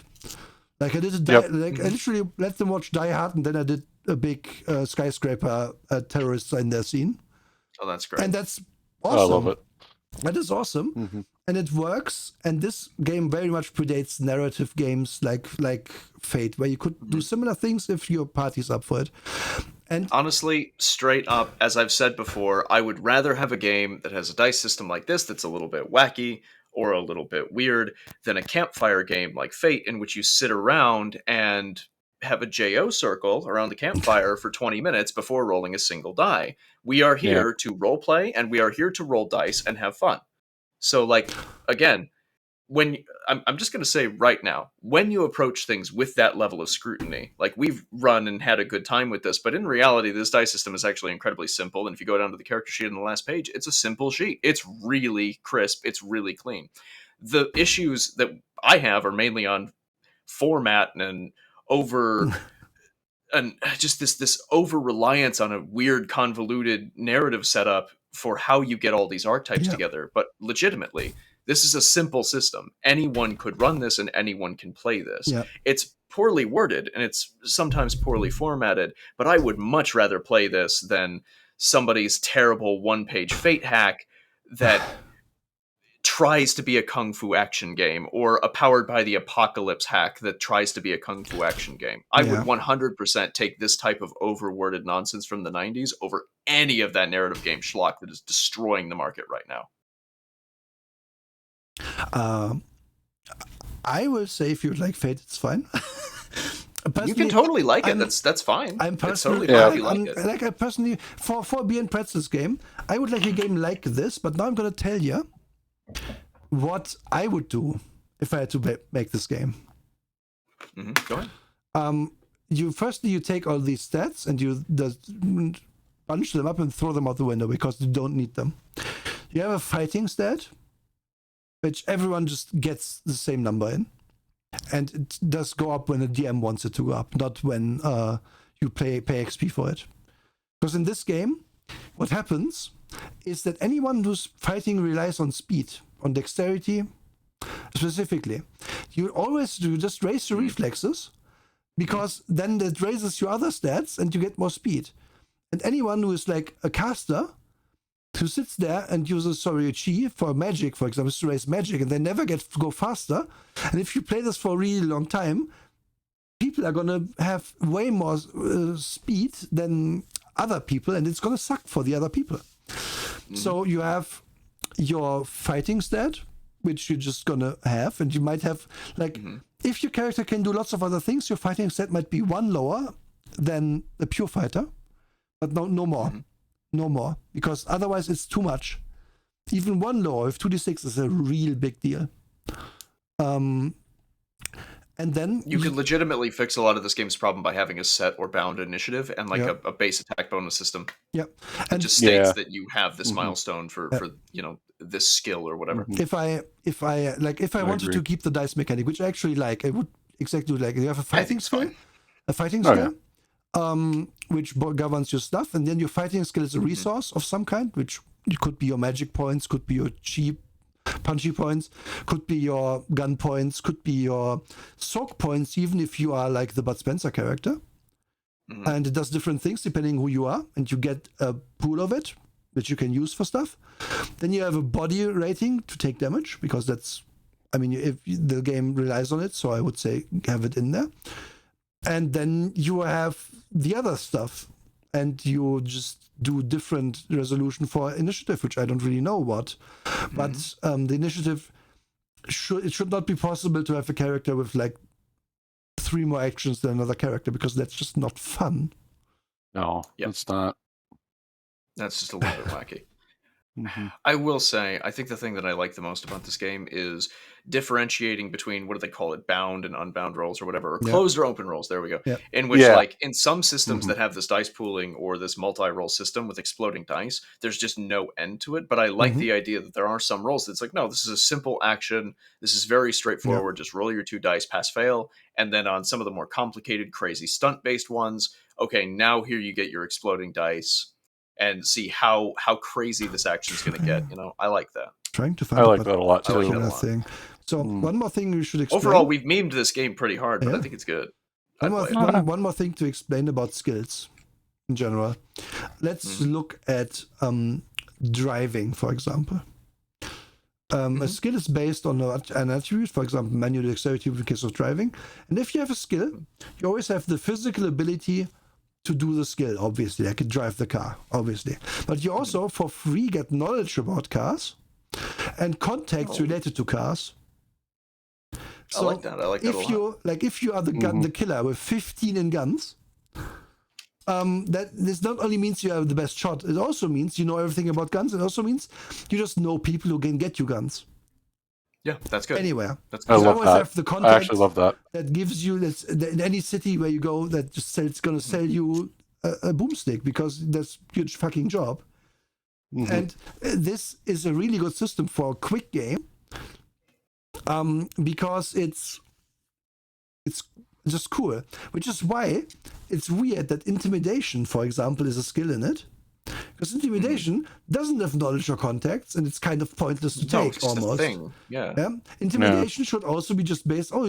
Your gun guy, if he pulls out a gun, he can use gun to intimidate. Yeah, that would be neat. Just go with that. Cool. These are again the things we're like, but we have to put intimidation in, because charisma does nothing.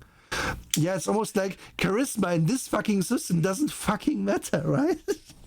It's almost like you could use a system similar to like the twin stat system from Overarms, and have it be like, hey, you have a skill die, and then you have an attribute die, and you can add that attribute die to a skill roll. So you want to intimidate somebody with a gun, okay, charisma, guns. Yeah. You want to shoot somebody with a gun, dexterity, gun. Then leadership has these, but again, no one. That's the other weird thing about this. So you aren't gonna make a character. You cannot physically make a character to start that has 15 leadership, who's like the best general ever, because it doesn't fit in here. And even if you make that character, they're not going to be able to do anything, because once the fighting starts, you are super limited in what actual skills you can use for fighting. Like the gambler, for example, is a very good example. Yeah, if gambling 15 is really cool.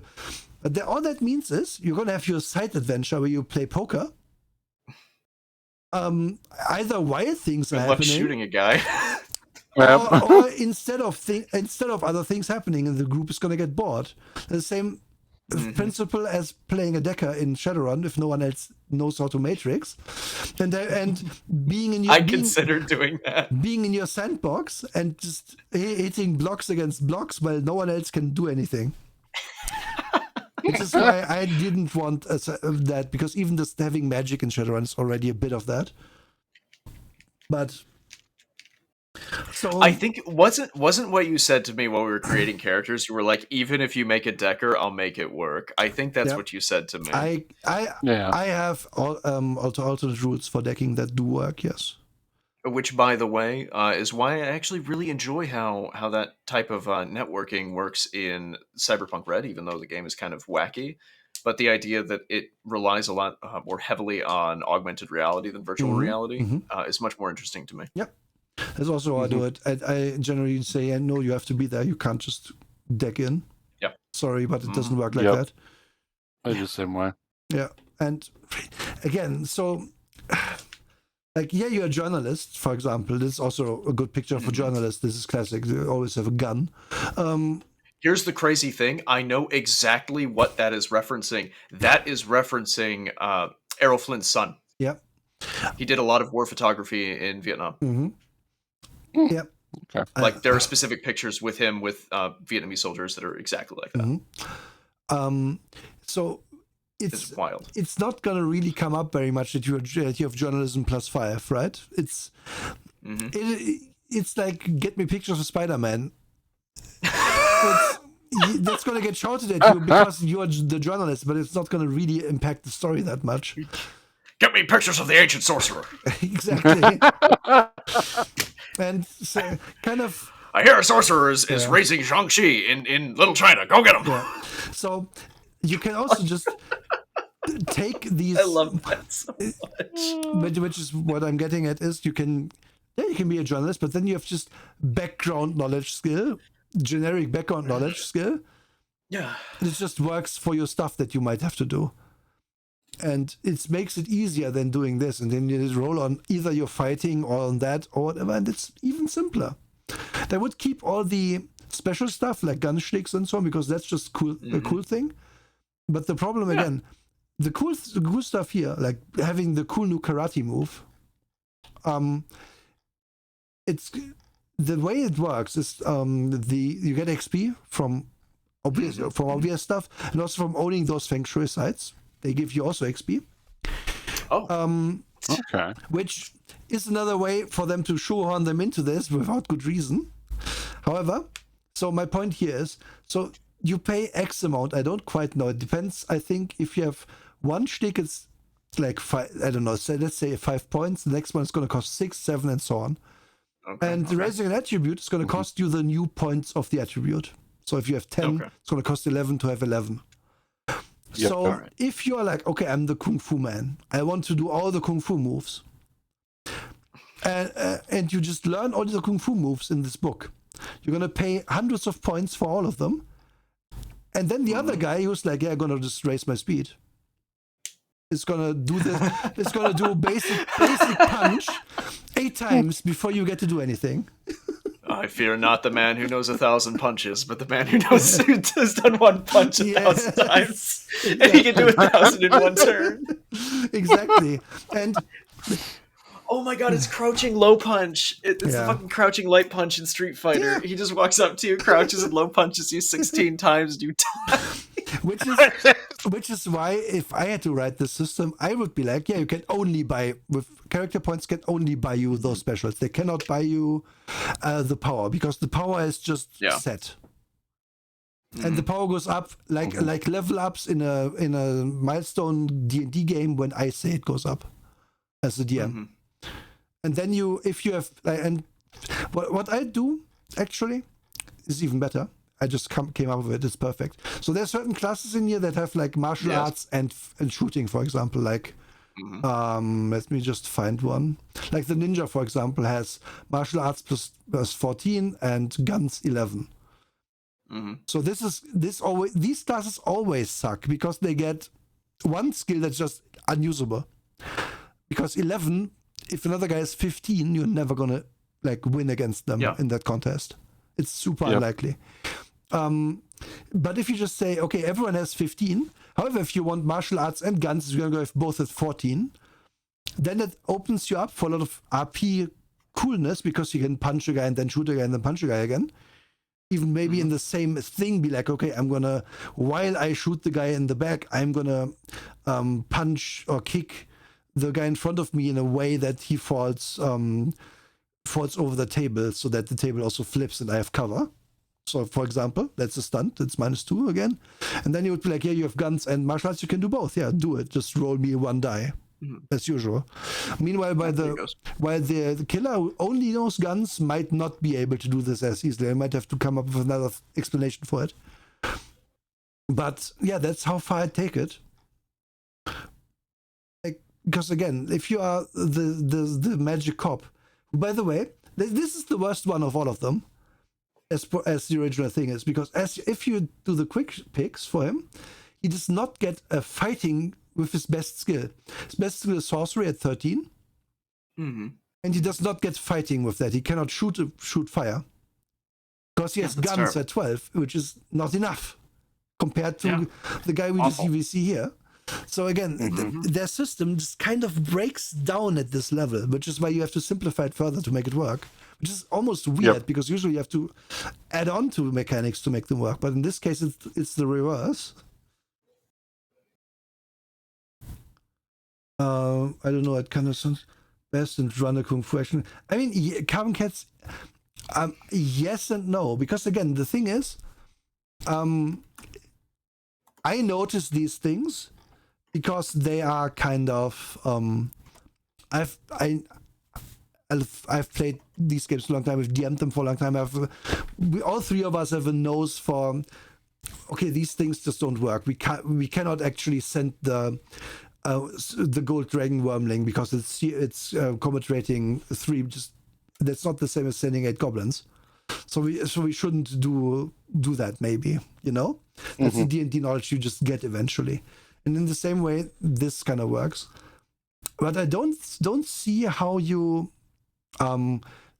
can't pick this game literally in 5 minutes, play it, and that is a selling point for many people. That is. Yeah.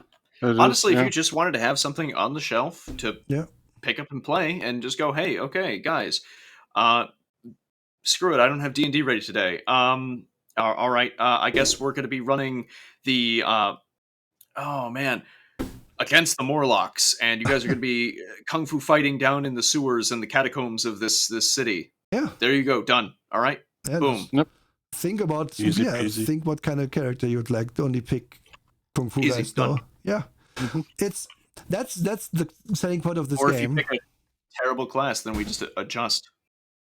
Yeah. Oh, it's not. It's not even less rules, more fun. It's like the pickup ability is just so high for this. Because even as written, it's again, you're not gonna have a terrible time. So, if you come at this like, okay, I can never be good if I'm with everyone hero only has guns. Okay, guns 13 is not that bad actually, but compared to the killer, again, worse. Yeah. But this guy, while the killer fights the main bad guy, can be the classic sidekick in your game. This guy is Big Trouble in Little China. It's a trucker. He's not the main character. He's just gonna fight mooks because that's what he's more than good enough with his guns 13 to do that. Yep. Yeah. And I mean, or he just swings fists with some basic level dudes. Yeah, he's also martial arts. It's not a big deal. Yeah, martial arts 13 as well. That's actually okay. Yeah, you're gonna have. The point is, you're gonna have fun.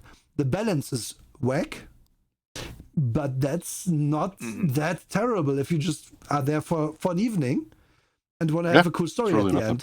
This isn't really like this game wants you to run campaigns in this time travel setting it's just pointless. It's never going to happen. cares? Yeah, that would never happen. That's the one part of the book that would just never happen. It's completely useless. And so much of its page count is dedicated to that. Yeah. So much. You could be filling in that space with, hey, here's a plot structure for this type of like movie type plot, you know? This is how you run a Die Hard, or this is how you run like a game of death. I would much rather had all of that space taken up with not like sample scenarios, but, you know, sample outlines for how this type of plot progression or how this pacing should work per session. If you want to break it up over like a quote unquote season, you know, over 4 weeks. Oh yeah. Like this really lends itself to that. Like, I can see immediately based on your comment earlier, somebody could say, oh, okay, why don't we just do like a session in this game and your commando's in a war zone and one of you is an old kung fu master. You know, you can run with that very easily. There's also another thing I just thought of. All the things that you mentioned that's, you know, changing. Okay, well, fighting, we'll have everything be the same, blah, blah, blah. The other thing that I could see somebody saying when you sit down, okay, let's try this out. Your player's going, well, why don't we just use D20s instead, or D10s, or D12s? Oh, yeah. And I could see that changing it too. Oh, yeah, that's a good one. I took it a step further, and I was just like, oh, okay, so what if we went with 5th edition's advantage and disadvantage system? Okay, so I'll roll 2 green dice and 1 red die. And the better one for if green I have wins, advantage. Yeah, there you go. Yeah, you can. Yeah, that's actually really good because then, yeah, that makes it a lot more. Yeah, then math is hard, but yeah.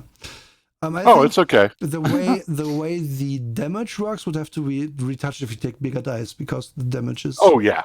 Like the difference between their passive value and your active rolled value plus the damage of your weapon. So, for example, if you have a 13 and you hit a 13, there's no damage because you didn't really hit. But if you do 15 versus 13, it's 2 plus your weapon damage. So, for example, if it's 8, then you do 10 damage to them. A normal person has to think body times 5 hit points. So you don't take a ton of hits in this, basically. Yeah. You're not going to soak up 30 bullets, you know? Yeah, the Expendables campaign, for example, it's also a good. Yeah, it's really good. Or just be like, okay, if you have like more than one cop in this, in every episode, they have to hand in their badges eventually. And then they later get them back because I don't know, it's the next movie. Next movie, they're back on the force. They got a promotion in between movies. But then at the end of this one, hand in your badge. But, like, legitimately, I do want to address one thing, and it's because we talk about a lot of games, a ton of games, with so many variable systems. Having a simple system does not equal more fun at the table, and if you were going in like that, you are going to be missing some of the best games on any market over the last 45 years. That type of thinking is going to hamper not only your ability as a designer, but also as a GM and a player. And as a writer, if you're looking just for simplicity, that is not going to be what you want to go for every single time. Yeah, it depends very much on the players and on what you're wanting from your game. Like, I know at least 2 players who hated this game with passion because it's too simple for them. Because they're just the type of people who like it if they have to slave over their characters for 45 minutes to make them work. Yeah. And they didn't really see the value almost in playing an archetype that's super basic and just filling it with life. That's valid if the player's like that. It's also valid to be like, I don't really care. Can you make my character DM? I'm going to pick Amnesia again. I have one player who did that 3 times in Sharon because they just didn't want to make characters. And they're like, God, that's annoying. No, you might say that's annoying. I loved that. That's annoying to me. Every time they ended up doing really well with the fucking scenario I did them. And that's fun for me as a DM because I basically get to tell whatever story I want. And they just dare to react to it, which is, for me, that works. Doesn't have to be for everyone, which is, again, why different games exist. Sitting fully in the narrative corner, I really dislike any kind of game. If you're sitting fully in the narrative corner, why aren't you writing a book? What are you doing playing a game? It's a game. Like Emery, cooperative. The storytelling is different from storytelling. Still, like you. Yeah, no shit. That's what I do, literally as a job. That's. But I just don't understand it. You know? Yeah, Cam gets also indeed a writer of comics. That's true. No, that's. But my point is, different strokes for different folks. I think for Beer and Pretzels game, like even the people who didn't come out liking this game, they played it 2-3 times with us, because if you're in the moment, you've just watched Die Hard, you kind of want to play Die Hard. And then even those people know, okay, I can't really now make a character for 3 hours in Shadowrun to be Die Hard man. No, I guess I'm going to play Killer, and then I'm going to like deal with or not Killer, play Maverick Cop, and then be like, okay, the system is too simple for me, but I guess I can have fun tonight. They didn't really go for it over and over, but a few times it did work. You find out what you like sometimes by doing it. It's fine. And for specifically, since we keep talking about Fate today, I'm gonna say my pick on that is, if your group is in on playing Fate as it's in the book, then you can have a really good time with that, in my opinion. However, if you are going to a bunch of normal role players or used to D&D or playing Shadowrun or whatever, and be like, okay, this is Fate, let's play that. And they'll be like, okay, it's a new system, how does it work? Well, we tell a story together, and we build the world together first, and so on and so on. You have a good high chance. But some of your normal players who are really good at playing other games are not going to be there for that. They're going to check out of it because they don't like the idea of doing that at all. Or alternatively, in the game, they don't even fucking remember that they can do it. I had a few players who straight up sitting there and be like, yeah, I want to shoot that guy. Okay, yeah, you can do that, I guess. You could also just be more inventive.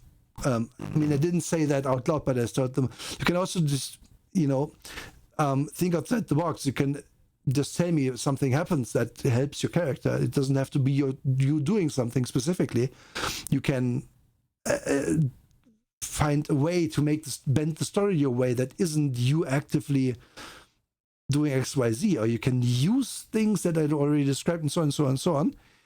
And they just didn't get it. But if you find the right people, there are always going to be players who are fundamentally not creative. They just rest on their rules and the mechanics. Yeah. That's definitely a concern from every system, right? Like you run kids on bikes, and there's always going to be one person who's like doesn't engage, you know?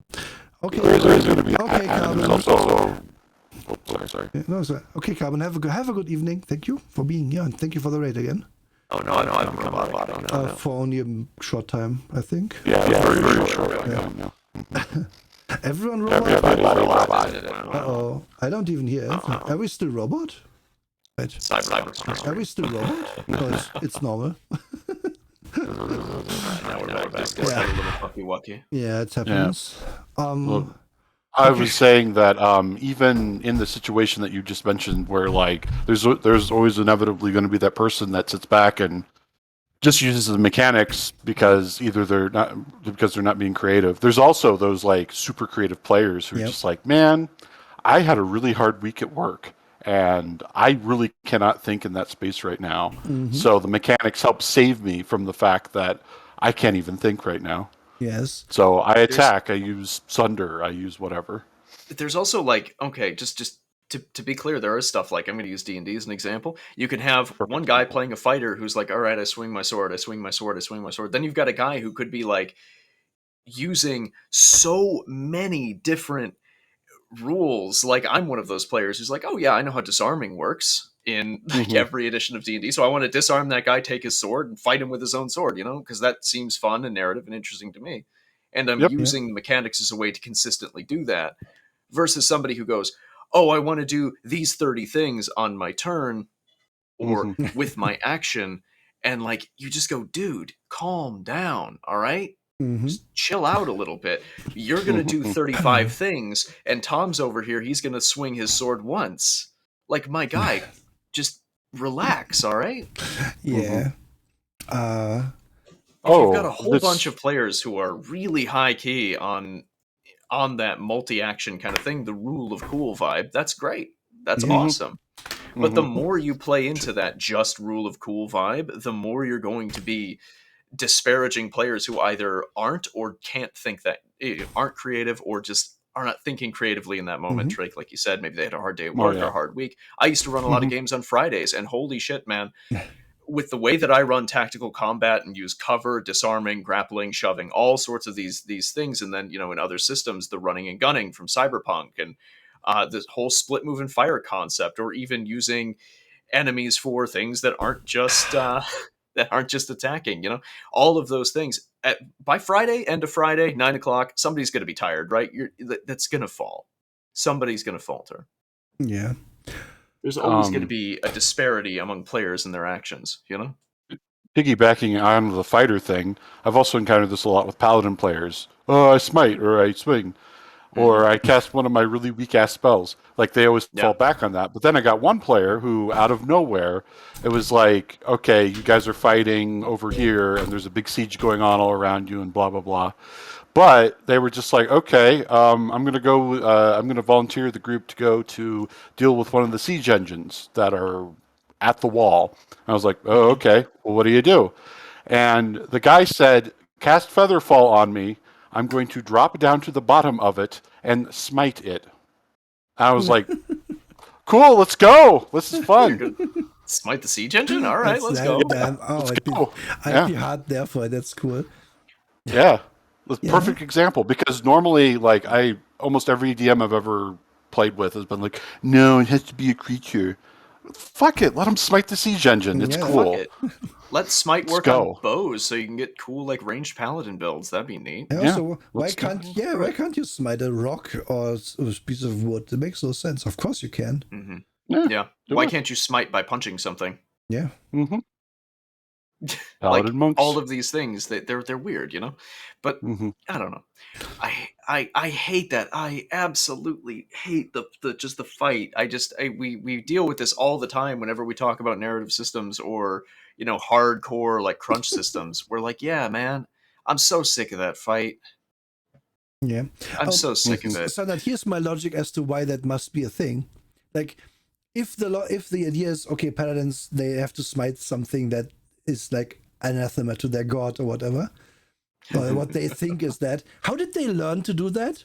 Like, you have to learn, it's a learned skill to be able to smite something. So clearly, at some point in their training, they must have tried it on non-living things. Because you can't really smite your instructor a lot. They might die. I have a little background on this because paladins did not originally have a smite way back in the day when they were brought out. They had their lay on hands, and eventually a player in one of the games, I don't even remember if it was a Greyhawk game, asked if they could use that lay on hands to do damage, and it was originally just like, think about your smite damage and your lay on hands being the same pool, and you hit with it and you go, all right, I'm going to spend 5 points to do 5 points of radiant damage, that kind of vibe. Yeah. Which, honestly, I actually kind of like that. I'd like that to come back. That'd be really cool. I think that must have started with, okay, can I lay on hands on this undead to make them damage? Yeah, to damage them, of course, because you used to be able to cast healing spells on undead to damage them. Yeah. Yep. Good vibe. Yeah. In fact, one of the drafts I've been working on lately, it has exactly what you just said, Emery, where your smite pool is intended for that, and also you can use it at range, because I come from the idea of, well, why can't the paladin just yell at somebody, hey, get up, do better, and have it work like lay on hands. I love that. Do better, you. Because I love that kind of energy. Have value, you fuck. You ace. Oh, God. Because hit points, like, it isn't just, oh, I'm bleeding from every orifice. No, sometimes your ego got damaged. Yep. So hit points. God, I love the idea of fucking screaming healing word at somebody and being like, you hate value. Well, there's actually something these games have in common. Hit points are not meat. They are not meat. Don't play like that. Like, if that was the case, your barbarian would be third level barbarian would be twice as big as a cow or something, or 3 times as big. Because a cow is like 10 hit points, so the third level variant is probably more than 30. So it's not meat you slice off and eventually there's no more left and they die. No, it's your fighting spirit. And the way that I like to explain it, my absolute favorite is the way they used to describe Nathan Drake getting shot at. It's like, no, Nathan Drake doesn't get shot 30 times over the course of an adventure in Uncharted, right? Bullets whiz around him and his luck wears out, and then the last shot actually hits him and he dies. Exactly. Exactly. I would quickly. There was a video a long time ago about a guy who, oh my god, I can't remember his name. No, but he was a designer for older D&D adventures, and he broke down a fight in like Game of Thrones by what he envisioned hit points worked, where a character swings their sword and they do a back bend, and it's like that's a hit point loss. That was a hit. They got hit. Yeah. And they lost hit points, but they did a maneuver to get out of the way. Yeah, I think I saw that. I don't know. Which I think combining those two, that style or heroic points and meat points, works very well. So I would like to quickly go back to Feng Shui and epitomize, explain the problem of this game in a nutshell on the subject of the transformed animal. So, as I've said... The cock samurai you have here? The cock samurai, exactly. So... as I've explained, a transformed animal, this is straight from Chinese and Japanese or whatever Asian mythology, is an animal that through magic has learned to be a human, and not even necessarily the animal itself. It might have been an ancestor, and they might just be offspring of that animal. They might be human, and they are human now. However, if they are hit with too much magic in some manner, they can revert to being an animal, and then they usually can't just go back. This is like... That's awesome. This is entwined with the idea of rebirth and stuff. So like they're trying to go above their assigned station, like basically using tricks. That's the idea. Which is why these spirits in Asian mythology tend to be on the mischievous and maybe evil side to it. Mostly. I want to get punched hard enough to turn into a rooster again. No, wait up. You have to be fireball to be turned to a rooster. Okay, I get fireballed hard enough. Here's the thing. So this game tells you can be from 69, you can be from 1850, you can be from contemporary. 1850 is when the transformed animal cartel, I forgot what they are called, controls things. So magic is weak. Science is science is winning, and China is currently on the losing hard in the opium wars and whatnot. And contemporary is contemporary, and it's kind of also low magic, but more due to like being that not because particular control, because no one is in particular control of contemporary setting really. The animal guys are trying, but it's not really the case. And you can be from 69. And now you want to wait, that's a high magic setting, but they're like, oh wait, but it's in the past though. So back then the animals used to know how to deal with magic better. So if you are a transformed animal from 69, you have a higher resistance to being turned back into an animal. That is the first problem in this. The second problem should be immediately obvious. If you are turned into an animal and you play this character and turned back into a rooster, your character is gone. Because you can't play that rooster and be awesome as that rooster, sadly. I would love it if you could do that, but no. That would be cool, but no. So basically what this game what the makers of this game realized themselves, okay, we want this in here, want these things in here, but it shouldn't actually be a threat. So the bottom line is... the rolls to actually turn back are so easy to make that it doesn't matter. Like you have to basically stand in constant magic for days for this to matter. So it's never going to be a problem. So it makes no sense why the animals are so gung-ho about it, because by your own rules that you wrote, it doesn't matter. So what the fuck? What's the point? Yeah, then what's the point? Yeah, what's the point of having all this? It's just because it's in these action flicks sometimes, because these creatures are a staple in a certain genres of these movies, so they want to put them in there, which is valid. But it's another instance of your rules fighting your game. The rules fighting your setting. What you should have done is, okay, we know this. The history, the thing says they turn back permanently, but no, it's just temporary actually. So like the wizard can more easily transform you into a rooster because you are one, but you're eventually going to turn back, and that would be interesting. But they didn't write that because they wanted to adhere to the background that they wanted to have, and it's to the detriment of their game, because again, as the DM, if you're running a one shot and within the first 30 minutes of it, your player Bob just turns into a rooster because they chose transformed animal and they roll bad, who is having fun there? No one. Nobody. Because Bob is going to have to make a new character and you are going to have to get that new character in the story now, which is probably already going really quickly because it's supposed to be a one shot.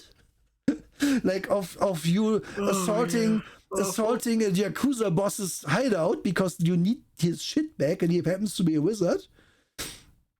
And it's immediately going to fall apart. So you're just not going to bother with that role in the first place. So don't put the roles in, but they did. So that's just... It's terrible. It's just terrible. So yeah, again, if you simplify this and make it... It's a weird kind of sweaty, and if you take that sweat out, it's super good. I really like this game. Yeah, I could definitely see like a Feng Shui second edition or like a remake. Feng Shui second edition exists and has been because of Kickstarter. It's come out a few years ago. I own the book. It is. I have never read it, I have to admit, because I never had time. But I own the book. Because straight up, so this reminds me a lot. This reminds me a lot of Old School Traveler, in which it was just like, it was a game that was doing kind of what it set out to do, but the mechanics weren't quite there. And then the reprint of Traveler by Mongoose Publishing fixed like all the issues people had with it. And I feel like with another pass and a really solid designer behind it, this could work. This could work a lot. Yeah, and definitely not bad. What Hacker just said is great. That's an amazing idea. You can be like, okay, one shot. You all play transformed animals. Make your character. And then 5 minutes in, the wizard comes and transforms all of you back to animals. So you're now a rooster, an elephant, a turtle, and I don't know. What's a dragon. Get back to being people. Go. That's your adventure today. Like, the guy who's a rooster might be like, but I can't do fuck all now. And they'll be like, yeah, maybe you aren't the best fighter now, but you are the one guy who's not going to immediately just raise suspicion by everyone. So maybe you can be stealthy this time. They didn't expect this, but it might be cool. And we established that you're awesome, so let's go. But these are all things, since the game should be more about, pick a genre and then pick appropriate characters. But the game really wants to be like, because we have this big meta setting of time travel bullshit, you can be anything. And it can totally work in it. And then as the DM, I was always like, but if one guy picks Abomination and one guy picks Cop and one guy picks Sorcerer and one guy picks Animal, then I'm just like, okay, there's lots of magic here. The animal is going to hate it. Why is it here? Abomination didn't pick human form, so it's just a big demon. I can't get them into this restaurant where I want to set the first fight, because they are going to be the first fight if they enter that. It's a big clusterfuck, and I can't DM this. So I have to be like, no, you have to pick this. Please don't play this one. It doesn't fit anyway as the DM. So why have the background? It's so baffling. Like, if you want to bring this background out as a setting thing and be like, if you really want to have a grand adventure and in time and space, here's a setting we wrote for you. I'd be like, okay, that's cool. It's not really my cuppa because I run this game as a one-shot kind of thing or a short adventure, short campaign thing. But hey, maybe someone likes this, and that would be way more into the whole game as just a thing. But because it's all in here, it really drags it down, which is a shame. Because really is. From when this came out, 1996, so I think this could have gone a lot bigger. ever got. If they had just like cut all of the, let's see how many pages it is actually. Many pages of background we get here, just purely the background. Like it's 30, 40 pages actually at 72-28. Yeah, it's 40 pages of background. 50. Yes. I can't math. It's 50 pages of background. Approximately. Yeah. Just take them out and give each and every one of these like guns, Fu powers, magic, creature abilities, transform elements, and Arcana with gear. Maybe take Arcana with gear out because it's just weird. But if you want to keep it in, give each of these like 5 more pages of more stuff, and you have a better core game. Straight up. There's no question. And if it's like, yeah, you can play this in the past, like, for example, the techie, like, we struggle to see how you could play that in 6.9, but maybe you do a Kirk fighting the big lizard thing where you just make gunpowder out of this powder that happens to be on the ground. We don't really care. Do it if you like. And cool, yeah. And maybe if you are a gunslinger from 6.9, you only have a bow, but you can still be cool. And it's okay. Yeah. And they, just be like that. And then later on, take your thing on. You don't have to have a setting for your game. You don't really. This was kind of that time though, where it's like a game is useless without an inbuilt setting. A lot of generic RPGs didn't exist yet. And like, what were the big games right now? There was still D&D 3rd edition was just is just about to come out. Vampire the Masquerade is steeped in its setting. You cannot take that game out of its setting. Shadowrun, Cyberpunk, these games are hard coded to what they did and what they were publishing. Yeah, it's weird to and say rules that light systems weren't really around. Yeah, it's weird. But that was the meta. That was the meta at one point. Like 2nd and 3rd edition D&D were actually pretty generic for that because they're like, yeah, here's some gods. They have names. Like there's Jazz who does something. We're never going to talk about them again. Here's talk about Jazz. And that's it. That's all the setting you get in the core book at least, and it's kind of good. And I wonder why no one really went with that, because if you wanted to play in Faerun, you had to buy the Faerun book. Yeah. Or just don't, because Faerun is terrible, but that's just me. Yeah, that's the craziest thing, because like you pop open the 3rd edition book, and a majority of it is like, here's the races, classes, and skills you have.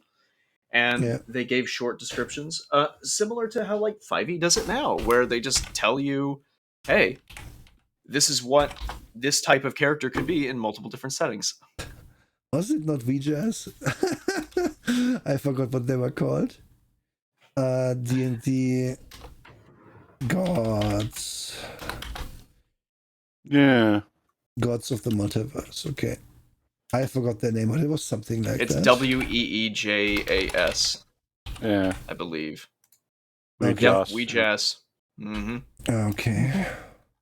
Magic, Death, Vanity, Law. Yeah. The predecessor of the Raven Queen in 4th edition. It's just redhead girl, big titty, throw fireball. Yep. That's literally what Weejas is. Yeah, true. Lawful Nuclear Death, Magic, Vanity, Law, yeah. Okay, yeah, there you go. I remembered something. I just didn't remember how to say it.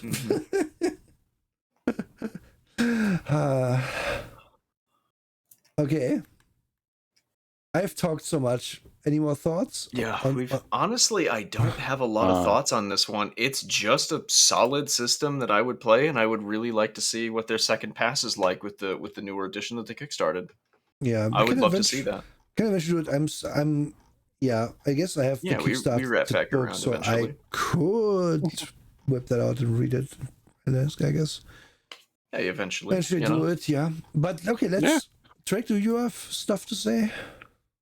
Honestly, like, I think I covered it earlier. This is the kind of game where I would be like, okay, well, if we modify XYZ slightly, like, since I'm a probabilities person, normally I'm like, okay, let's just change up the D6 for something fatter, and then that fixes the balance issue immediately for a lot of things. It fixes it, kinda, yeah.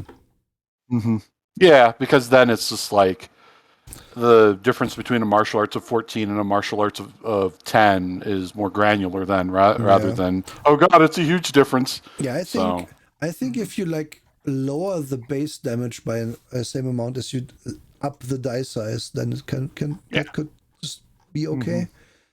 But and then if you want it to just be something you easily pick up, like you could take it a step further and be like, okay, wounds are now body times 10. I don't know. Yeah, because whatever. It's supposed to be beer and pretzels quick. So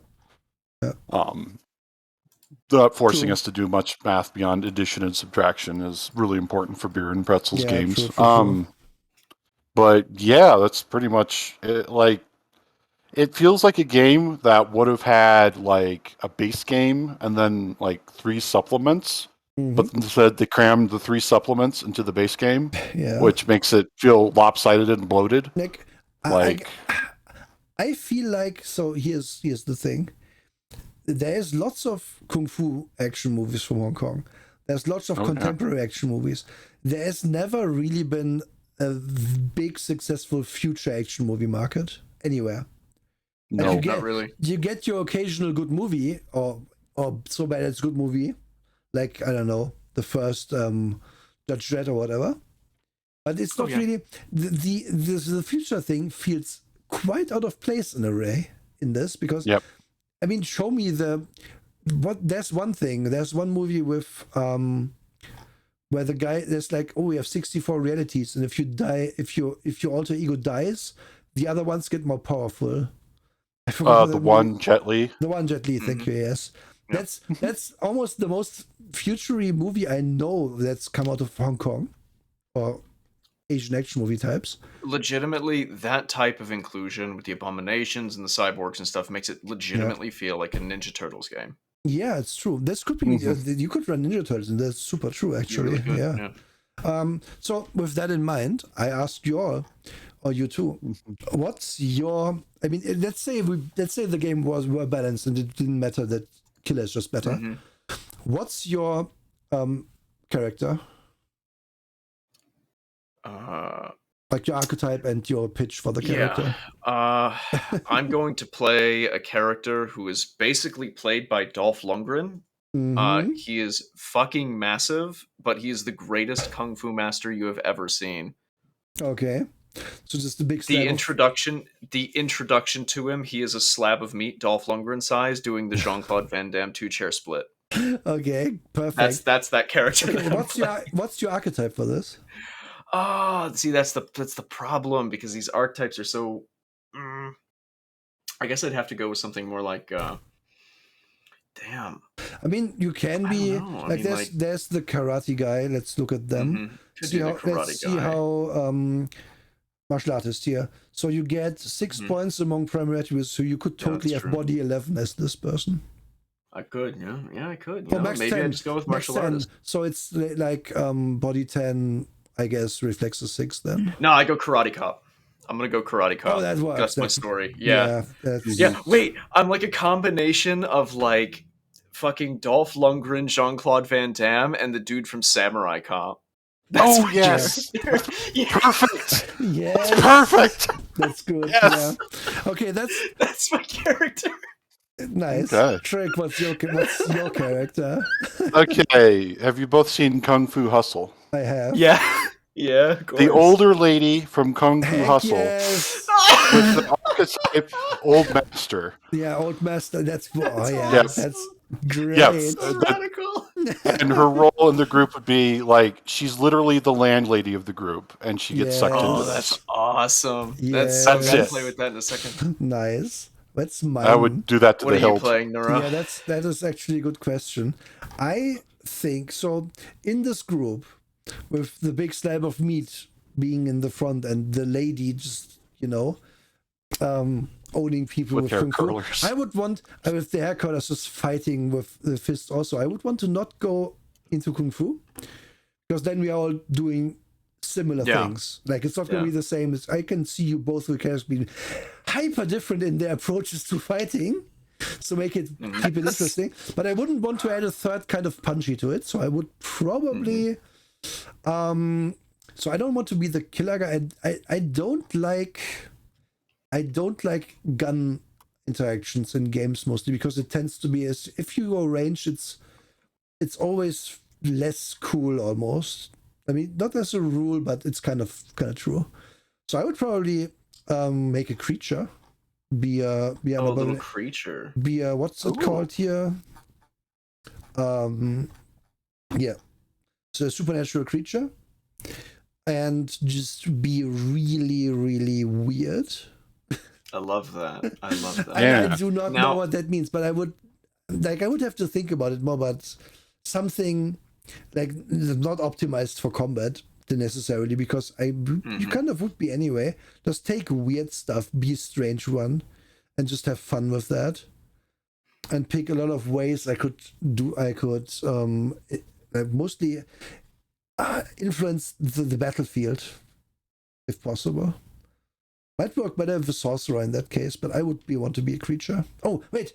Split the difference, be a ghost. Then I get both. Haha. Yeah. There we go. Because the ghost gets a bit of creature and a bit of magic. That's cool anyway. Ghost is always cool. Can haunt you. Oh, I haunt one of you because you wronged me in the past and now we have to work together for fight a greater evil. I like that. Oh, I like that. That's pretty cool. I'm very into that. I'm probably gonna haunt Dolph Lundgren. Yeah, do it. I just sent a picture of Dolph Lundgren that I fucking love, where he's got like the mullet. Yeah, oh god. You know I gotta have the mullet. Oh, there's a bunch of memes here. God. Oh god. I have to go through these as well. But yeah, okay, what we're talking about currently. So this is Emery's character. This is my character. And also what I think Emery just looks like in real life, just with longer hair.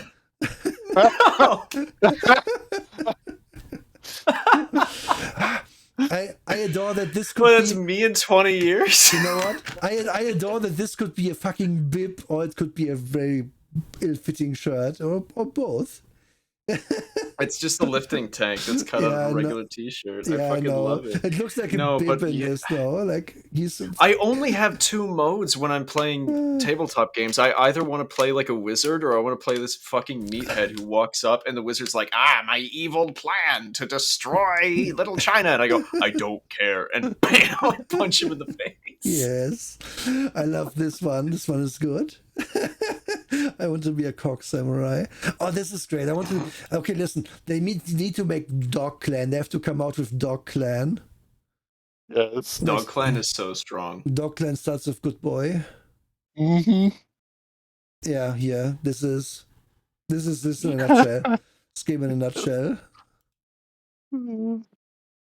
Yeah. God. And so for real, good. This is a bit of a meme, but I do enjoy the simplicity. The simplicity is really good because, again, not everyone is going to have all the dice at home, especially in 1996. Yeah. So maybe a game where it's like, you just need a D6. You have them in your Monopoly. Yeah, you're done. Go your grab sorry game. Go grab it, pop it open, and grab your 2d6. Let's go. Yeah. Feng Shui RPG. I'm once again asking you to increase your speed hash. Yeah. It's sadly true. That's so unfortunate. Feng Shui TTRPG added medieval times. Heck yeah. Goddamn. Oh man, but legitimately, this game is really powerful. I'm down with it. Wait, can we come up with stuff to do in this? Because I think I disagree. Like, you can do a dive down these stairs. Mm-hmm. You can stand. I can take a punch with those pillows. Yeah, a guy can stand up. Can like not stand up here, but lie down up here and shoot down and be hard to hit. Yeah. You can throw someone out the window. You can hang off the what's it called? Do a wall jump off that. Rip the fan down. Take one of the limbs off and throw it up at a guy. You can use one of these things here as a throwing star. One of these stars. Yes, one hundo. One scundo. Immediately went that direction, and I'm just sitting here still triggered by the room going, the feng shui of the room is off. But that is, I know. I mean, the feng shui is terrible, but that's why you're fighting for it. You want to make it, but also there's a whole kitchen in the back. You can just throw glasses and plates and stuff. I absolutely. Yeah. I went crazy due to the meta narrative, but now that I'm back in the realm of the decent, like, this game is fucking radical. Yeah, Let's It go. really is. And the character Drake was referencing is this. I not. Yeah, I love her. God. She's amazing. I love her. And I love this encapsulates her so well. That's the cigarette in the mouth. The Bam. that's the whole time. She's so strong. Kung Fu Hustle in general is just a really good true. movie. Fuck, I didn't even see that in the movie. Yes. It's so good. There's so many little touches like that throughout the whole movie. It's great. Heck yeah. By the way, if you have not seen Kung Fu, this movie, do yourself a favor. It's so There fun. is a huge problem. Kung Fu Hustle, like, actually becomes a legitimately worse movie in like the last 25 minutes. It does, yeah. The rest of the movie is great though. Yeah, listen, the rest of the movie's awesome. Kung Fu Hustle, that's a very simple watch thing for you. You watch it once, all the way through, and then you watch it again, but cut the last bit off because it's just weird. It is straight up just like a 9 out of 10 film and a 2 out of 10 film are sharing the same slot. It's so wild. The ending. It's also it feels. While it isn't rushed, it feels super rushed, and it's a shame. Yeah, it doesn't feel right. But hey, good film. Good film, good choreography. Heck yeah. Oh god, the choreography. Yeah. It's really fun. Yeah, and again, that movie would not be improved by a guy from the future being angsty for some reason. I don't know why. Yeah, with a gun cannon for an arm. Yeah. I mean, I can see a guy with a literal cannon for an arm being cool in that movie somehow, but it would have to be like an old-timey black powder cannon that he has to load slowly with his other hand. Like, that's like with 3 So he's got guts as prosthetics? Yeah, you get 3 shots of him just being there. Like, oh my god, that's actually amazing. He tries to shoot the gun, the cannonball falls out. Cut back to him. He loads the powder. He's putting the primer and he's shoving the match in. Sticking the new powder in, sticking the cannonball in. Cut away. Cut back to him. He has stuck the what's it called? The thing that burns. Fuck. But the match. Thank you. The match. He stuck the primer in, but he can't find fire right now. He's running around trying to find a way to light it. And he sees like a girl smoking in the corner. He's like, "Can I get your cigarette?" He's like grabbing her cigarette from her. Yeah. Then he comes. He jams it with the primer. Yeah. Then he comes across this woman, tries to get a cigarette. She just owns him. And then but then. Oh god! While he falls down, she flicks a cigarette at him, and it lights the cannon, and he shoots the bad guy. That's so good energy. And that's the energy this game should have, and it shouldn't be anything else, honestly. You could legitimately. So, okay, this is a weird thing because I often talk about tabletop design while I'm watching TV shows with people, and it infuriates people to no end. But I was watching All of Us Are Dead with Gnome the other day because we burned through that entire series, and the way that it does, like the as Yahtzee would say, the cock-up cascade, in which things just go worse and worse and worse and worse after a string of good luck. I've consistently thought about almost like a chaos meter for your tabletop, in which good rolls increase the ability to have a cascading failure of just like wild actions that just spin out from that. And this game feels like that just does that naturally, where it's like, nah, some wild shit's gonna happen in this, and you're just gonna have to keep working with it. Eventually you're gonna be sliding down a massive tapestry at the museum showing while 2 bad guys are firing machine guns up at you. You know? I love that energy. That's one of the things I've always like. I don't like the super simple systems. I said this a bunch before, but I always like the idea of this thing like lasers and feelings, where it's like, hey, eventually you run out of feelings, there's only lasers left. Please shoot now. I like that simple interaction, but those games don't hold interest for me for a long term. Yeah. That's it's a thing that we've talked about before, where a dense game has a lot of playability over a long time, and there's a reason that these super simple games are played by short-term, almost like renters of the space. They're going to come in, they're going to play these short-term games, and they're going to leave when the next fad comes along, and they're not going to stick around to make tabletops any better. Yeah, and that's so these games are junk food. They're not helping anybody. That is why this game, minus the setting, would be the perfect simple game for me. Yeah. I mean, not perfect, but would be a very great simple game for me, because there's enough here to be like, yeah, I want to play. Like, I play my killer for like 5 sessions or whatever. I play them 5 times, but I'm kind of done with it because I've run out of ideas to make it cool. I'm doing samey stuff. Let's just pick a new guy and play that for 5 sessions. And if you eventually like picked 5 guys out of this book and played them each 5 times, that's your money's worth. Let's be real. In hours spent with this money for this book, it's worth it. And and then you might get people who really like this long term. They might be really like into a certain character. That's also totally fine. It just works. And like, for example, I see the Kung Fu guys in this book having way more longevity than the killer.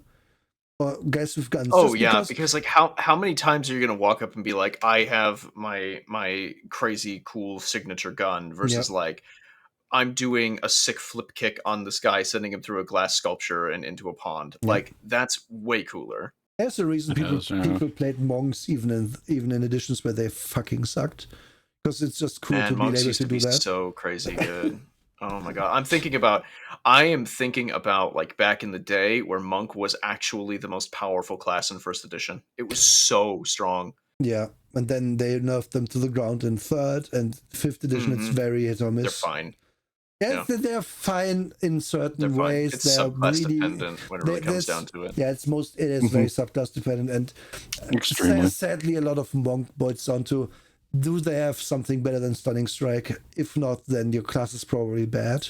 Please write it again. But that's where, like, man, I would love to. I want to talk about Oriental Adventures at some point, because man, those classes are strong. Holy shit! I have not. They are so strong. Okay. Yeah, mechanically OA is actually really good, and then like everything about the narrative of it is just sketchy. Isn't it? Oh yeah, that's the one that got like a 10-part review by a bunch of by Asian people. Yeah, it's from the Asian Represents podcast. Is hyper bad.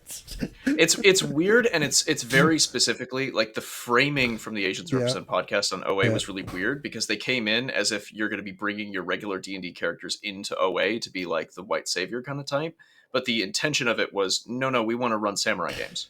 That's why you have those classes. You don't bring your paladin in here. You make a character from this area. Yeah, but the area was like. I mean, I and saw it is. It has some strange stuff. Yeah, it has some really strange stuff in it, and it's really sussy. Yeah, it's. Agreed. But again, it's so weird to me that that'd be the assumption.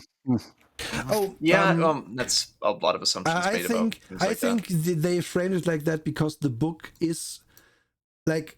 The book in itself is diegetically in the world written by like a Marco Polo character who traveled there and came back, which is why, and that's really strange. Why it's an outside view onto this culture, and so which is again why I've said it's very sussy. Yeah, and like the narrative of the book is kind of weird. That's sussy, and that's a bad way to do that for obvious reasons. Like that's the same. Oh, the martial arts are garbage. Straight up, they're really bad. Like the actual class designs are really good, but all of the ephemera to it is really strange, and they ended up getting like straight up like a mini mall dojo guy to go over it. Okay, well that's and like he's the guy who wrote off and went like, "Yeah, great stuff, guys. You really did it. Great, awesome." It's an interesting book with some design merit to it, but not a whole ton of narrative merit. Yes. Oh, by the way, one last thing to mention about this book before we wrap up is this: if you're gonna do these character blurbs, right? They're setting up for this game. This book does it right in that it's the same character all the time. It is not now XYZ goes into the house and does a cool thing. No, it's always this same character. They started out with, I'm a professional killer and I do this and that, and now, oh, holy shit, there's a portal here. I don't know what's going on, but I'm in the past now, but I'm shooting this demon with my sniper rifle. It seems to work, and so on and so on and so on. That's cool. That works. Don't like vignettes can also work, but I like this more because this shows you like the road of a character, which perfectly bookends because that's also what Continuum did. I got the dig in there. Oh my God, they hired John Lawrence to review the martial art. Yeah, I guess. Basically, yeah. God. Not even God. joking. Oh. Okay. I hope that's a scene in the next season. I would like to... Oh, God. I would like to... I would like to say today that I'm sorry that I probably talked a lot today. No, I think it's a good thing that you went through it, you know? Because I don't think Drake and I would have had nearly as much to say. No, fair enough. Definitely not. I came at this again with the advantages of having played it before, so I did not pre-read. I just remembered, this is a staple of this game because I think I last played this 10 years ago or something. So I still remember how this game is played 10 years on. Like that's something I can maybe say for D&D 3rd edition and this, and that's probably it. Like for other games, I would need a refresher. I would need to like crack the book open. But then this was like, yeah, okay, what were these 3 stats again? I remember 2. What's the 3rd? Oh yeah, concealability and stuff. So it's super easy. But yeah, that's kind solid. of. I'd play it. Yeah, I'd play it too. Like again, I might be tempted to eventually run a one shot in this because it's just let's so easy. Go. Let's go. We're doing. I just want to play my big fucking beef man. We're definitely doing Shadowrun for the next one though. It's like in.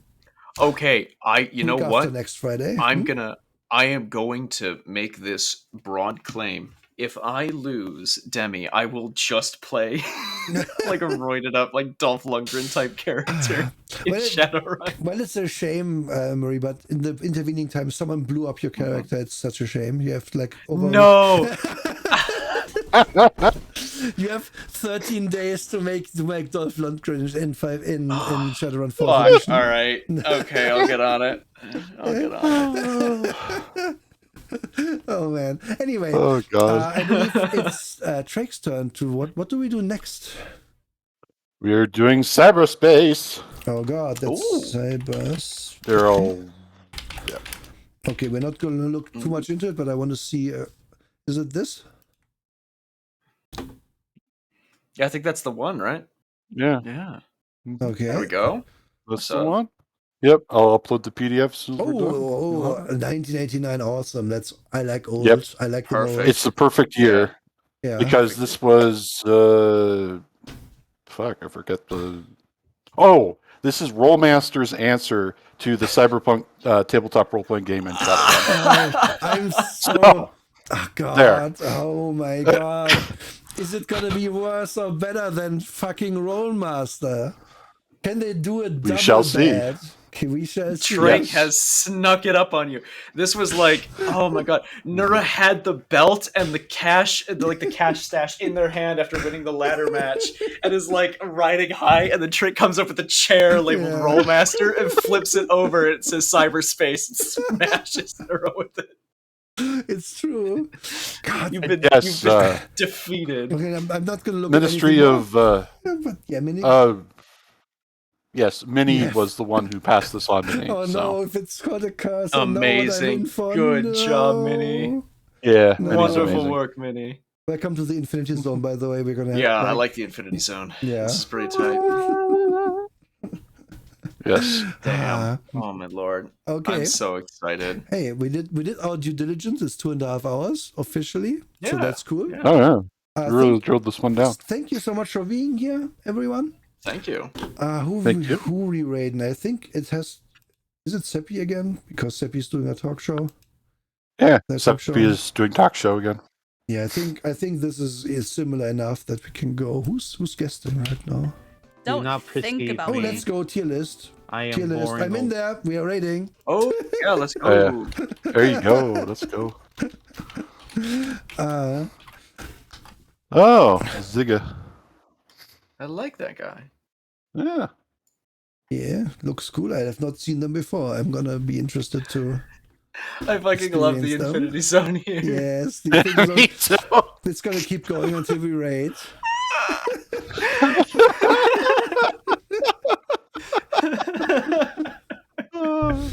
I love it. Oh no, Continuum was here all along. Yeah, this is the true Continuum. We fragged ourselves. We're going back to 16 AD, which is just poggies, I guess. Oh god.